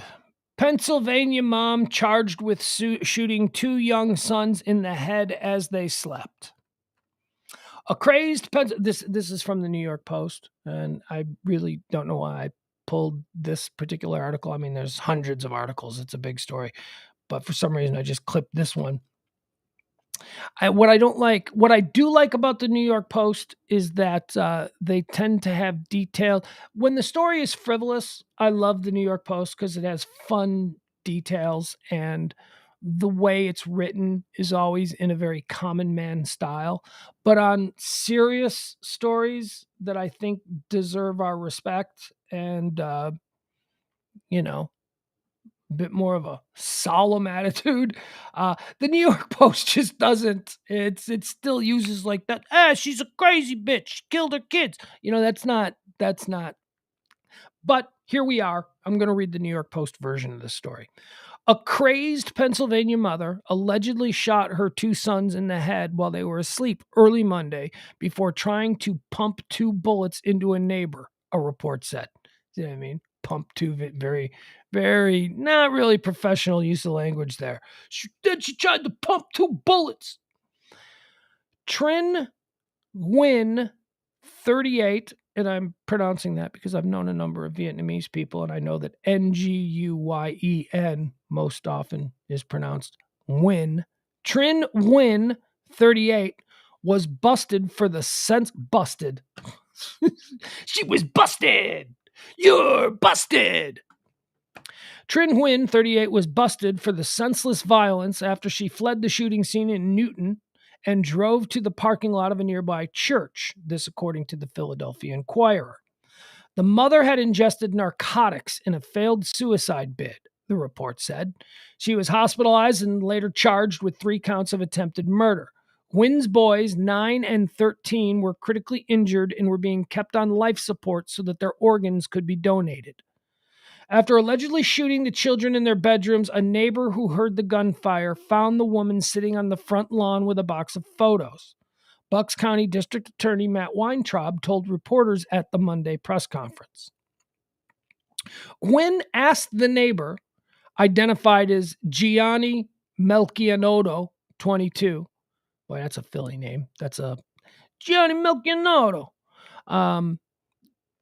When asked the neighbor, identified as Gianni Melchianoto, 22, to deliver the pictures to her ex-husband, who works with Gianni. So you get this. So she kills her 2 kids. She's sitting on her front lawn. She's got a box of pictures. The neighbor shows up. What's going on? What's going on? She says, here, give these pictures to that ex-husband of mine that you work with. After Melchianoto agreed, the troubled mother allegedly pulled out a black revolver, aimed it at the neighbor, and pulled the trigger 2 times, according to Weintraub. The gun did not fire, and Melchianoto wrestled the weapon away from the woman. All right, so, and I'm looking at the picture of this woman, 38 years old, looks normal, looks pretty, she's pretty, she's obviously, she's Vietnamese, young 38-year-old Vietnamese mom. She killed her 2 kids as they slept. She tried to kill herself with a bunch of pills. It didn't work. And she tried to kill the neighbor.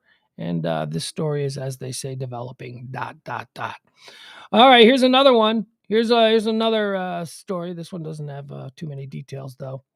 Plano murder. Woo! There's been a murder. Well, I don't know if it's a murder. The comment section seems to be suggesting that it was a murder, but we will see. Plano police are investigating the death of a woman after her body was found at an apartment complex early Sunday.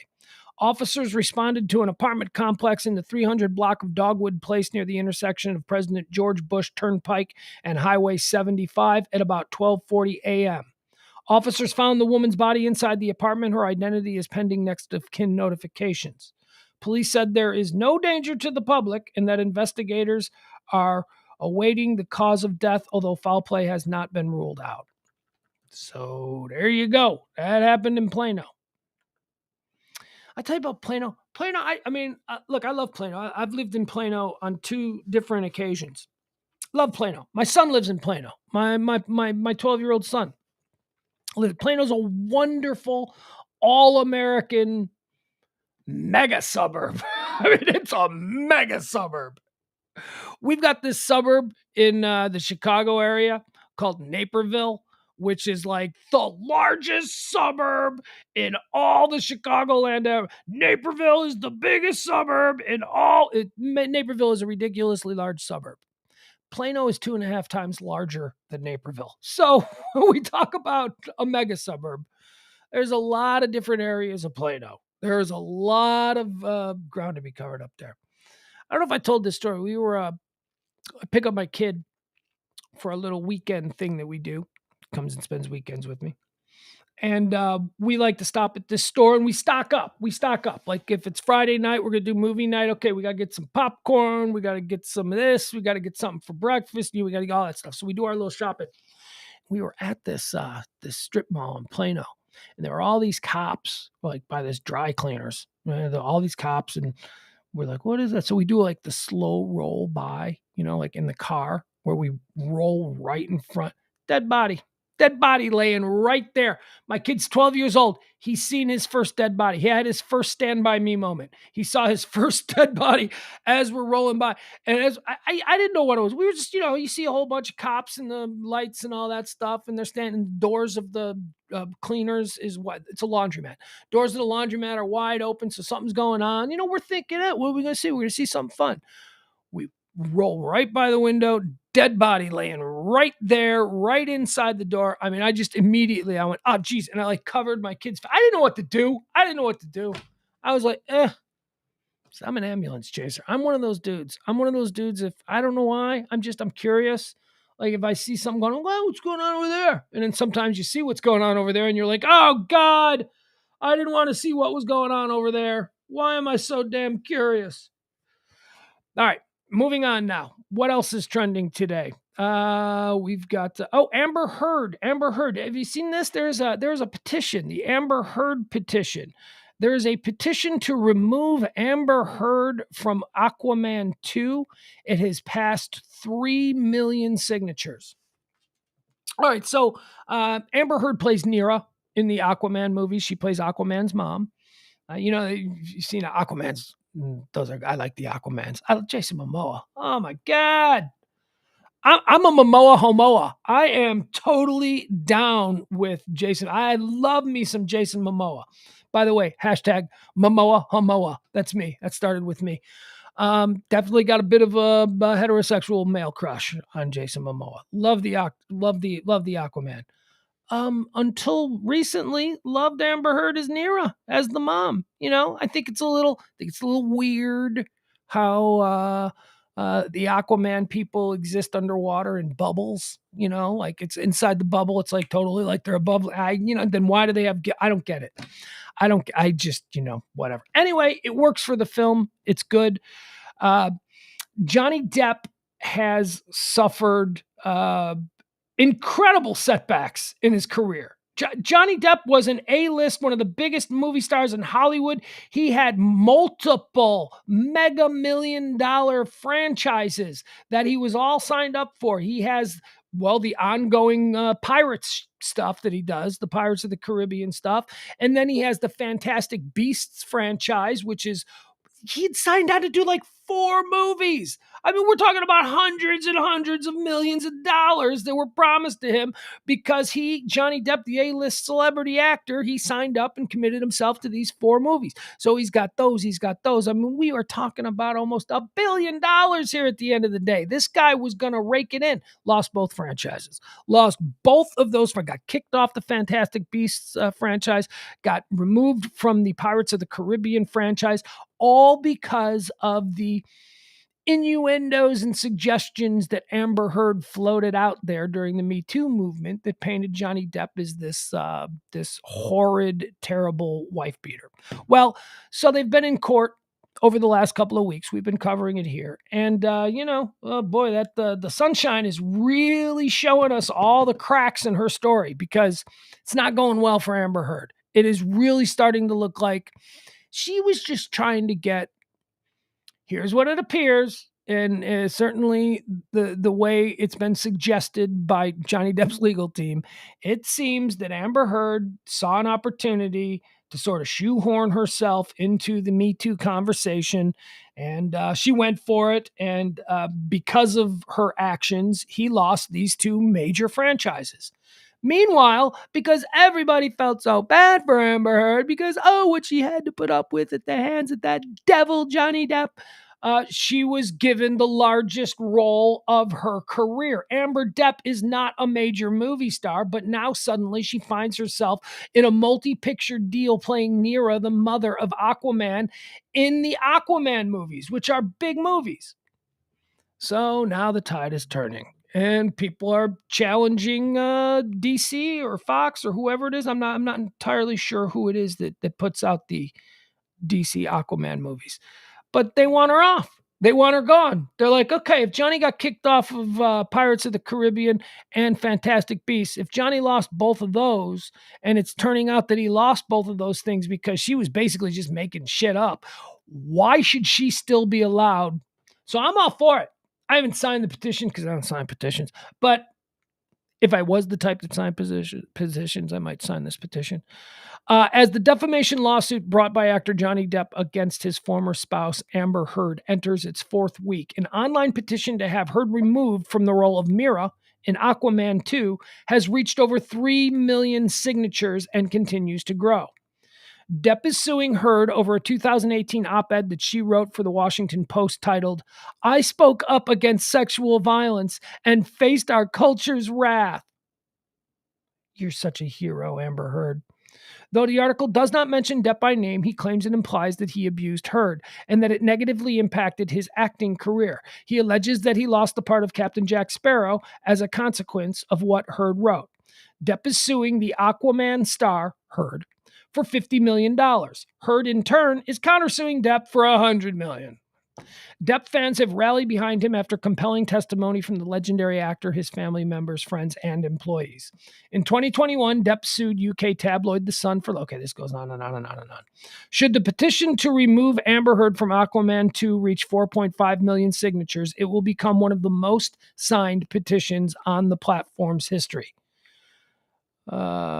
News poll. So do you think Amber Heard will or will not face any negative consequences in her acting career as an end result of the ongoing battle between Heard and her ex-husband, Johnny Depp? All right. So the question here is, do I think, news poll, we're taking a live news poll. Do I think that she will have any negative consequences with her acting career after this trial is over? Oh, she definitely will. That's the first choice. She definitely will. If you're, oh, now it's like, come on, I don't want to answer this. I don't want to, just give me the results. How much do you like to eat at Firehouse Subs? I don't like it. There you go. Well, I mean, that's not true. Firehouse Subs is fine, but I just want to see the results. Okay. Never. I don't like it. See results. Okay, show me my results. Yeah, 51% of people in this poll. How many? 41,000 responses. 51% say she definitely will have negative repercussions in her career.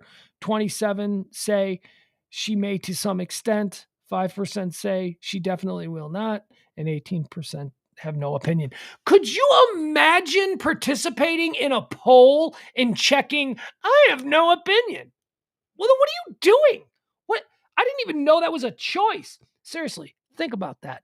You just took a couple of minutes out of your day to answer questions about Firehouse Subs and all the advertising questions that come with you getting the results of this more interesting Hollywood-based question poll. You sat through those and you said no opinion? She definitely will. She may to some extent. She definitely will not. And I have no opinion on the matter. Oh my God, people. No opinion. All right, so there you have it. Amber Heard. She better. I'm telling you. Brian Laundrie is trending. Oh, remember our old friend Brian Laundrie, that piece of shit who killed that beautiful little girlfriend that he had, Natalie Patino? Is it Natalie? God, I hope it's Natalie. It is, right? It's Natalie Patino. I got that right. It's been a while. Petito. Man, I was worried about the first name, and it's the last name that I was getting wrong. Brian Laundrie's parents, here's the headline. Brian Laundrie's parents knew the whereabouts of Gabby Petito's body. Oh, Gabby. What did I just call her? Natalie? Oh, I suck. It's been a long day. Did I tell you about how I was waist deep in Lake Louisville's freezing waters at 9 a.m. this morning? Dragging a jet ski up on a trailer. Brian Laundrie's parents knew the whereabouts of Gabby Petito's body when they vacationed with him, according to a suit. So Gabby Petito, put some respect on that name, Gabby Petito's parents are now suing the Laundries They believe that they hampered the investigation by not being as forthcoming with information they had. Now, if you remember, when Brian Laundrie showed back up in Florida with the van and no Gabby, his parents took him out on a camping trip. They went to Fort DeSoto, I believe, in Florida, and they went camping. It is contended by the parents of Gabby Petito that it was during this trip that the parents of Brian Laundrie were informed of the full extent of his crimes and what he had done and where he had left all of that stuff. And then for weeks after, during the investigation, the Laundries, the parents, refused to be of any help in. I mean, look, we covered it. We pretty extensively here on the show. This was. I'm not going to play Brian Laundrie. Maybe we will tonight. Maybe it's a good excuse to play it tonight. That's actually not a bad idea, Brian. So there you have it. So you knew that had been no charges. Remember, we were all like, fingers crossed. Let's hope that the Laundries get themselves in a little bit of legal hot water. Nothing. There was no. I guess it's not illegal to not say what you know. I mean, it is certainly morally despicable what they did. This was a girl that lived in their home. This is a girl that ostensibly they loved and they cared for, and her parents were just dying from worry and fright. Certainly delivering the bad news that, hey, she's dead is not good, but at least they can move on to the next stage of whatever it is they were going through. What her parents went through. Oh my God. These people, these Laundries, these people are just scumbags.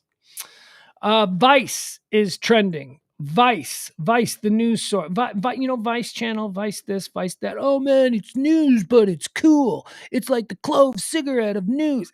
Vice, I hate Vice. I really do. I've never liked Vice. I've always thought that it was a little bit too, man, we're cool. We have news reporters who say the F word on camera. It's like, oh God, just the dumbing down of the dispensing of information is just, well, they're not doing so great, and they're looking to sell. Vice is looking to get out. They were evaluated.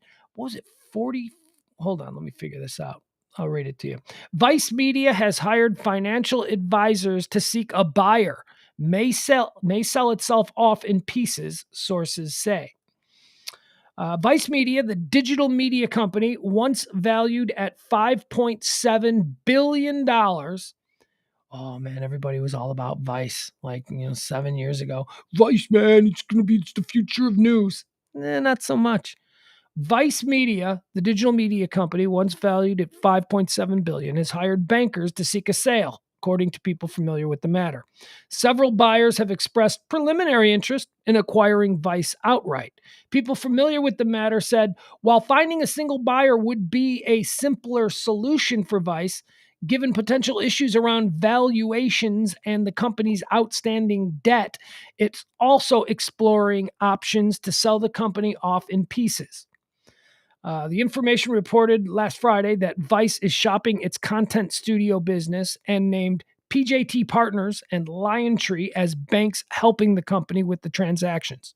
Vice's most desirable assets are likely to be its content studio and its creative advertising agency. The studio business includes Pulse Films, which Vice announced in March it had acquired after previously only owning a controlling stake. Pulse has made a number of popular music documentaries, including Beyonce's Lemonade and the Beastie Boys' Story.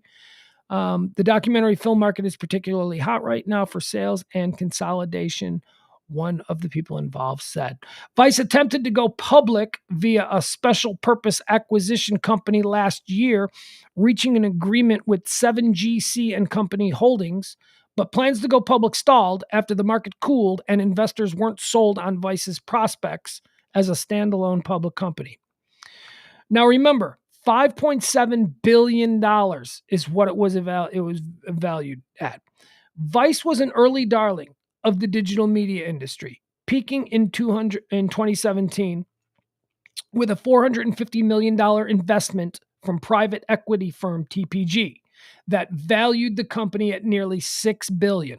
So in 2017, the money people who know all about money, and they're never wrong because it's about money, they said Vice was worth $6 billion. So they gave them 450 million. Vice targeted a valuation of about 3 billion, which included their debt load, when it attempted to go public last year. If Vice agrees to a deal to sell the entire company, it's likely to garner a price significantly lower than that. Two of the people said the Wall Street Journal reported last year that Vice has estimated it will hit 1 billion in revenue by 2023. Okay, well, that doesn't sound good. Where's the thing about Disney? Disney gave them like $500 million, and then Disney is already. Oh, here it is. Vice is considering a sale as it seeks liquidity for investors and to help pay back about 1 billion in debt. Disney already wrote off its 400 million investment they made in Vice back in 2019 with the expectation that it will be worthless. I don't know what happened at Vice. I don't know if they used from a $6 billion evaluation to now they're $1 billion in debt. Disney gave them $400 million, and Disney is looking at that investment as, yeah, we're never getting that back. Disney, as far as, the numbers go, Disney seems to know about the numbers. You know what? It just couldn't. I don't like Vice. Did I mention that? I don't like Vice. It's just such an ooky vibe. You can trust the news coming from us because we're cool. See, we're cool, and that means that the news is true because we're cool. I hate them. Shave! Put a suit on, news guy. Come on, have some respect for journalism. Don Lemon is trending. Okay, you people know how I feel about Don Lemon. I don't like Don Lemon either. Don Lemon bothers me. Oh my God. Don Lemon. Hey, good news though for Don Lemon. Just in, Don Lemon accused. Now, remember Don Lemon got accused by some dude who said, Don Lemon grabbed my junk in a bar and then he waved his finger under my nose and said, smell anything you like. I'm not kidding. That's exactly the charge. That is the claim that was made by somebody who was suing Don Lemon for a whole bunch of money. Don Lemon was at a bar and he was drunk and he grabbed my balls and then he put his hand down my pants and then he waved his finger under my nose. That is seriously what this guy claimed. Well, turns out he was lying. Now, a couple of months ago, a judge involved in the case said that the guy who brought the charges against Don Lemon, we'll get his name because this dude needs to be he needs to be outed. He just seems like he just don't. And I don't like Don Lemon. Don't get me wrong. I don't like Don Lemon. I think he's an a-hole, but he didn't do this. Dustin Heiss. Dustin Heiss filed the lawsuit back in 2019, claiming he had encountered the CNN host at a bar, and Lemon had put his hands down the front of his shorts and then vigorously rubbed his genitalia, removed his hand, and shoved his index finger in the plaintiff's face. It's crazy. Heiss received a flood of publicity from the lawsuit, appearing on multiple Fox News programs and Megyn Kelly's popular podcast. But his case rapidly fell apart after the discovery phase began and Lemon's attorneys began investigating the case and questioning witnesses. So basically, here's what happened. So Heiss said, yeah, I got a whole bunch of witnesses. And then so they have the depositions in the discovery phase. And what they found out was that, all of my witnesses, all of the witnesses who were supposedly on the side of Heiss, while in the depositions were like, yeah, none of this ever happened. I don't know what I'm doing here. I don't want to lie. So all of those witnesses went from being witnesses for the guy bringing the assault charges against Lemon to being witnesses for Lemon. And at that point, this was a couple months ago, at that point, the judge said, okay, this is absolutely ridiculous. You're bringing these charges. Every single one of your witnesses are now witnesses for the defense because they're just making this shit up. You have to pay Don Lemon $77,000. The judge just a couple of months ago said that the guy who brought the charges, whose witnesses all fell apart under deposition, under questioning, that guy had to pay for all of Lemon's attorney's fees for that process.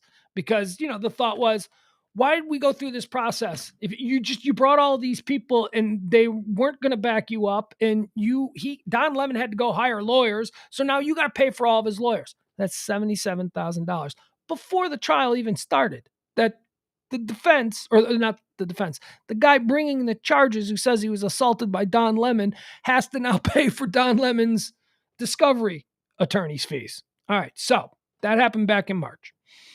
Let's see here. As media reported in March, when Heiss's two key witnesses were examined under oath by Lemon's counsel, they directly contradicted Heiss's story. One of Heiss's co-workers even retracted their entire testimony. Heiss ended up removing these witnesses from his witness list, and Lemon's attorneys updated their defense witness list to add those exact same witnesses. Needless to say, it's rare in civil litigation for a witness cited in the original pleadings to switch sides. For two to do so is especially unusual. A judge also found that Heiss had repeatedly failed to comply with orders to turn over evidence and did nothing to preserve relevant evidence here, and in fact got rid of some of it, whether on purpose or not. The judge, describing the plaintiff's behavior as looking like a pattern, and that pattern is a problem. Lemon's team's motion for sanctions against Heiss filed last fall resulted in Heiss being sanctioned in order to compensate Lemon $77,000. Okay, so that all happened. So here's what happened yesterday. Clearly, the case had fallen apart. If the case had gone to trial, an order from that same judge would have resulted in the jury hearing an instruction to make an adverse inference to Heiss's judgment. You hear that? The dog is having nightmares. Clearly, the case fell apart. Monday's filing made that official with a stipulation of voluntary dismissal with prejudice submitted by both parties. So basically what happened yesterday was that after all of that, the guy who brought the charges, who said that Don Lemon went down my pants in a bar and then he waved his finger under my nose. So that guy on Monday said, all right, none of it happened. We'll withdraw the case. Didn't happen. So now it'll be interesting to see. But because Lemon's attorneys, they filed a joint, like the person who brought the case against Lemon said, okay, I give. This didn't, I'm just making shit up. And then Lemon's attorneys were like, okay, we're also going to pull, we're pulling out of this. So there is no case anymore. I wonder if that affects Don Lemon from going, I am going to absolutely destroy this F-tard's life. I am going to now sue him for going all over the news, going on, talk radio, Megyn Kelly, Fox News, for making this stuff up about me when it was totally not true. It bothers me. Look, it bothers me because I really am bothered by Don Lemon. I'm bothered by Don Lemon's every breath. He just seems to be, God, he's so creepy. I did not doubt this story when it first came out. I went, yeah, I can totally see that. But whatever. It's kind of funny. What else do we have here? Okay, finally today, in the Navy is trending. Here's a story. Don Lemon might be... No, I shouldn't say that. Navy officers are being held for allegedly forcing recruits to drink semen with fish sauce. I'm telling you, man. The Navy... The Navy is the freakiest of all the branches. The Navy is, I don't know. Maybe it's because a lot of them are in submarines under the water. And a lot of them are just on boats in the middle of nowhere. They can't go anywhere. The Navy gets into some freaky stuff. A Navy sergeant in Thailand has been jailed they are in Thailand. See, that's the other thing with the Navy. They go to weird places. Where rules don't apply, where just all kinds of crazy shit isn't. Nothing's off the table in Thailand. A Navy sergeant in Thailand has been jailed after video footage that allegedly showed him forcing trainee Marines to drink human semen went viral. We're done. We're done. Don't need to go any further on that story. I saw in the Navy was trending. I read the headline and I thought, oh, we should investigate this. I don't want to investigate any further. I am good. Byron says Don Lemon now knows to leave no victims breathing. Did he though? I mean, did he learn that? Because this worked out pretty. He's been vindicated and he's getting some money. And yeah, I don't know. Adam says, I love how you feel emotions where there are none. It kills me. Everything isn't an affront to you or your sensibilities personally. Okay, I don't know if that's meant to me. I read everything in the chat room like it's personally directed to me, and maybe it's not. Ross Rubio, I believe it was, in fact, semen. Look at that. Or the semen of semen. Look at that. All right, stop fighting, you guys. If you guys are fighting in the chat room, are you guys fighting about Vice? The Vice is so douchey. They're all so douchey. It's. Ugh.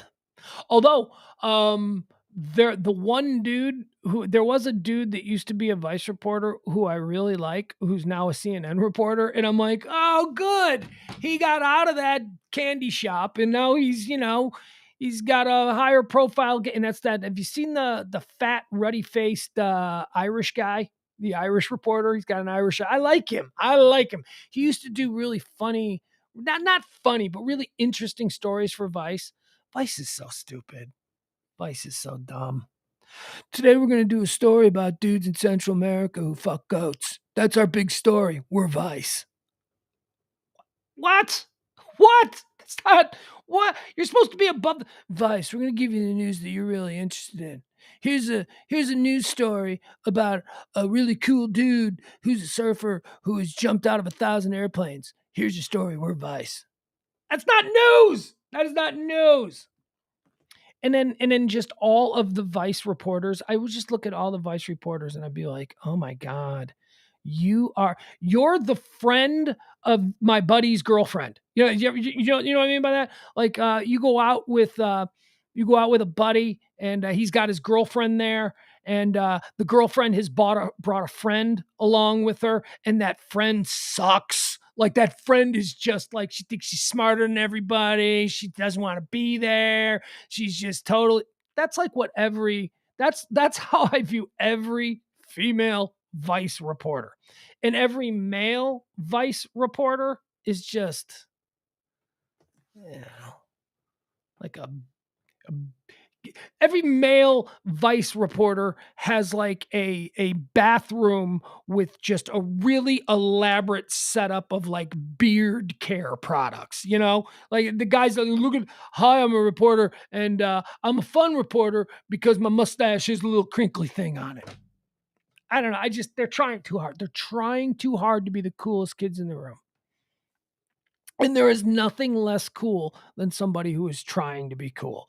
The coolest people on the planet are people who don't give a shit if you think they're cool or not. That's cool.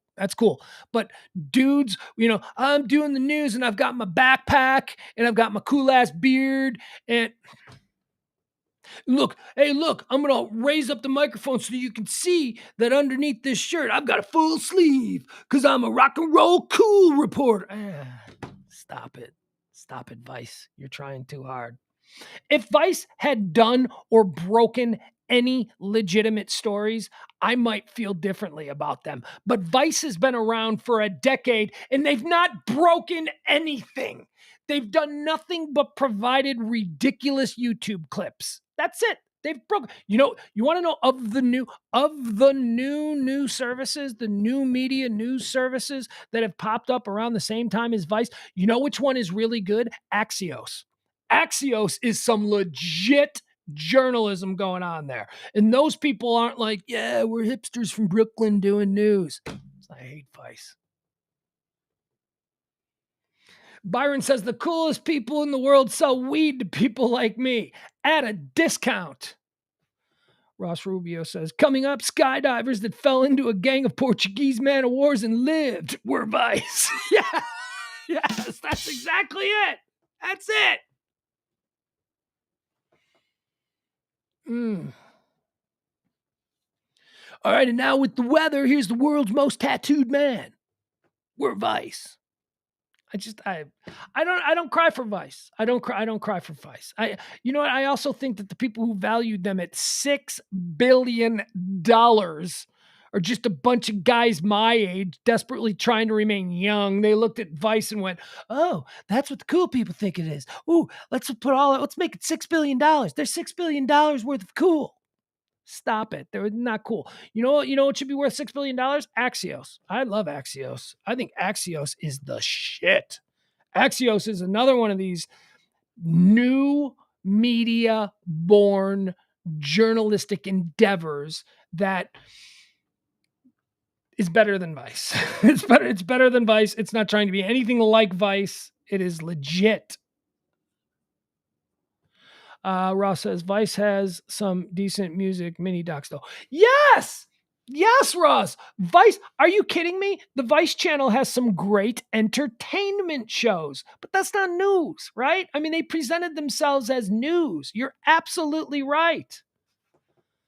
Byron wants us all to believe that Frog's turn is gay. Look at Byron. Look at Byron. Byron. Anything else? Nah, I got nothing else. We got nothing else tonight, folks. We're gonna do a show tonight, 9:00. Pillar Talk. Come join us for Pillar Talk. It's gonna be at 9:00 tonight. Me and Parker, Pugs and Parker, proudly present Pillar Talk. I don't know why I'm suddenly doing that accent. That's kind of weird. I don't even, what accent was that? That's like not even a real accent. Pillar Talk. That's not anywhere. That's nobody talks like that. Buffering.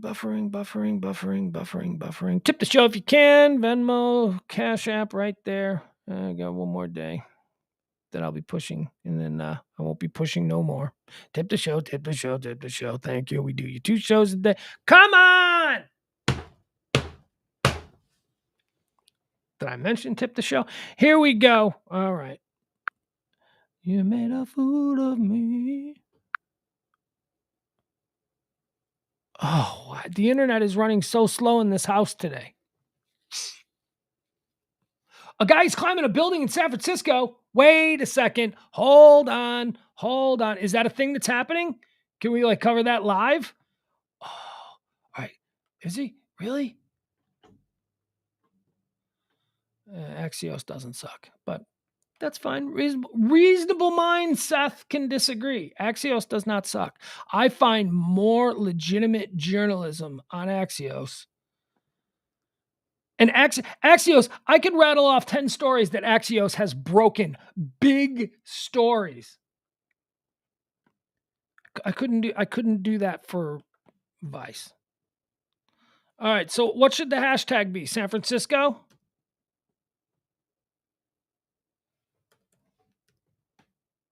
San Francisco. All right. We got a live feed, April. Let's see here.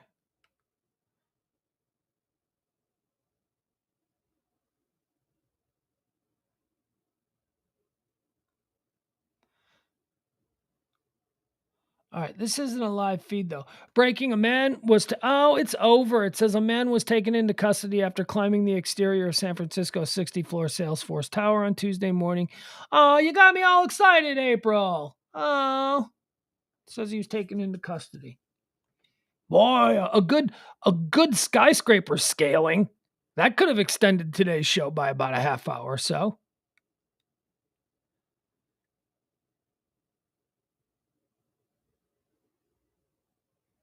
Oh, wait a second. Oh, did you try and tell me an hour ago? I'm sorry, April. I'm sorry. Well, it was only now that I was looking for something to extend today's show. Let's see, what's this? Yeah, it looks like it's all over with. He was taken into custody. There was a live feed and everything. Oh my God. All right, Jeff. All right, I know. She said she posted it a long time ago. I'm sorry. Tell me, what benefited you echoing her saying something that I just responded to? Were you just twisting the knife, Jeff? You people. I tell you, I've been up a long time. Whoa! Scooby doing good. All right, guys, join us tonight for Pillow Talk, 9 o'clock. We're on this thing now where like Kelly might just be jumping in whenever. She's always going to do Mondays with us. It's always going to be Kelly Moore Mondays, but who knows? She's been a journey, a multi-answer test. Oh, let me read you these texts. I was having James and I were texting after the show last night. And he sent me a text. He said, hold on, let me read you what he said. He sends me a text. He goes, bruh, we did abortion and suicide in the same show tonight. I was like, yikes. And then he said, no. We did it. It sounded fine. It was good. And then he suggests it's good practice to tackle the shittiest and most difficult topics. And then James suggests, what else is an impossible topic? Let's do another impossible topic tomorrow. And then I suggested bestiality, incest. And he said, put it down for tomorrow. I then suggested eugenics and dogfighting. Maybe we can do those as topics. He responds, that's what I'm talking about. He says, I think my dad used to be into cockfighting when I was a kid. All right, so we'll have to pursue that. We're going to have to find out about James's dad out there in East Texas back in the 1980s getting into some cockfighting. I don't doubt it. I do not doubt it. All right, everybody. You're the best. I'm so glad you join me every day for this nonsense. The best is yet to come. The best is yet to come. All right, see you at 9 o'clock. Bye, everybody. I have got an old guitar. That is all I need. I don't need no 401. I don't have the greed. Down the road I'll travel, far from the comfort nest. Comfort nest life! A never-ending quest. Tomorrow is another day. The best is yet to come. Best is yet to come. I have found a different way, so baffling to some. I can smile a little now. Things are going good. I always had to be on guard. That is understood. Understood. Down the road I'll travel, far from the comfort nest. I am on a never-ending quest. I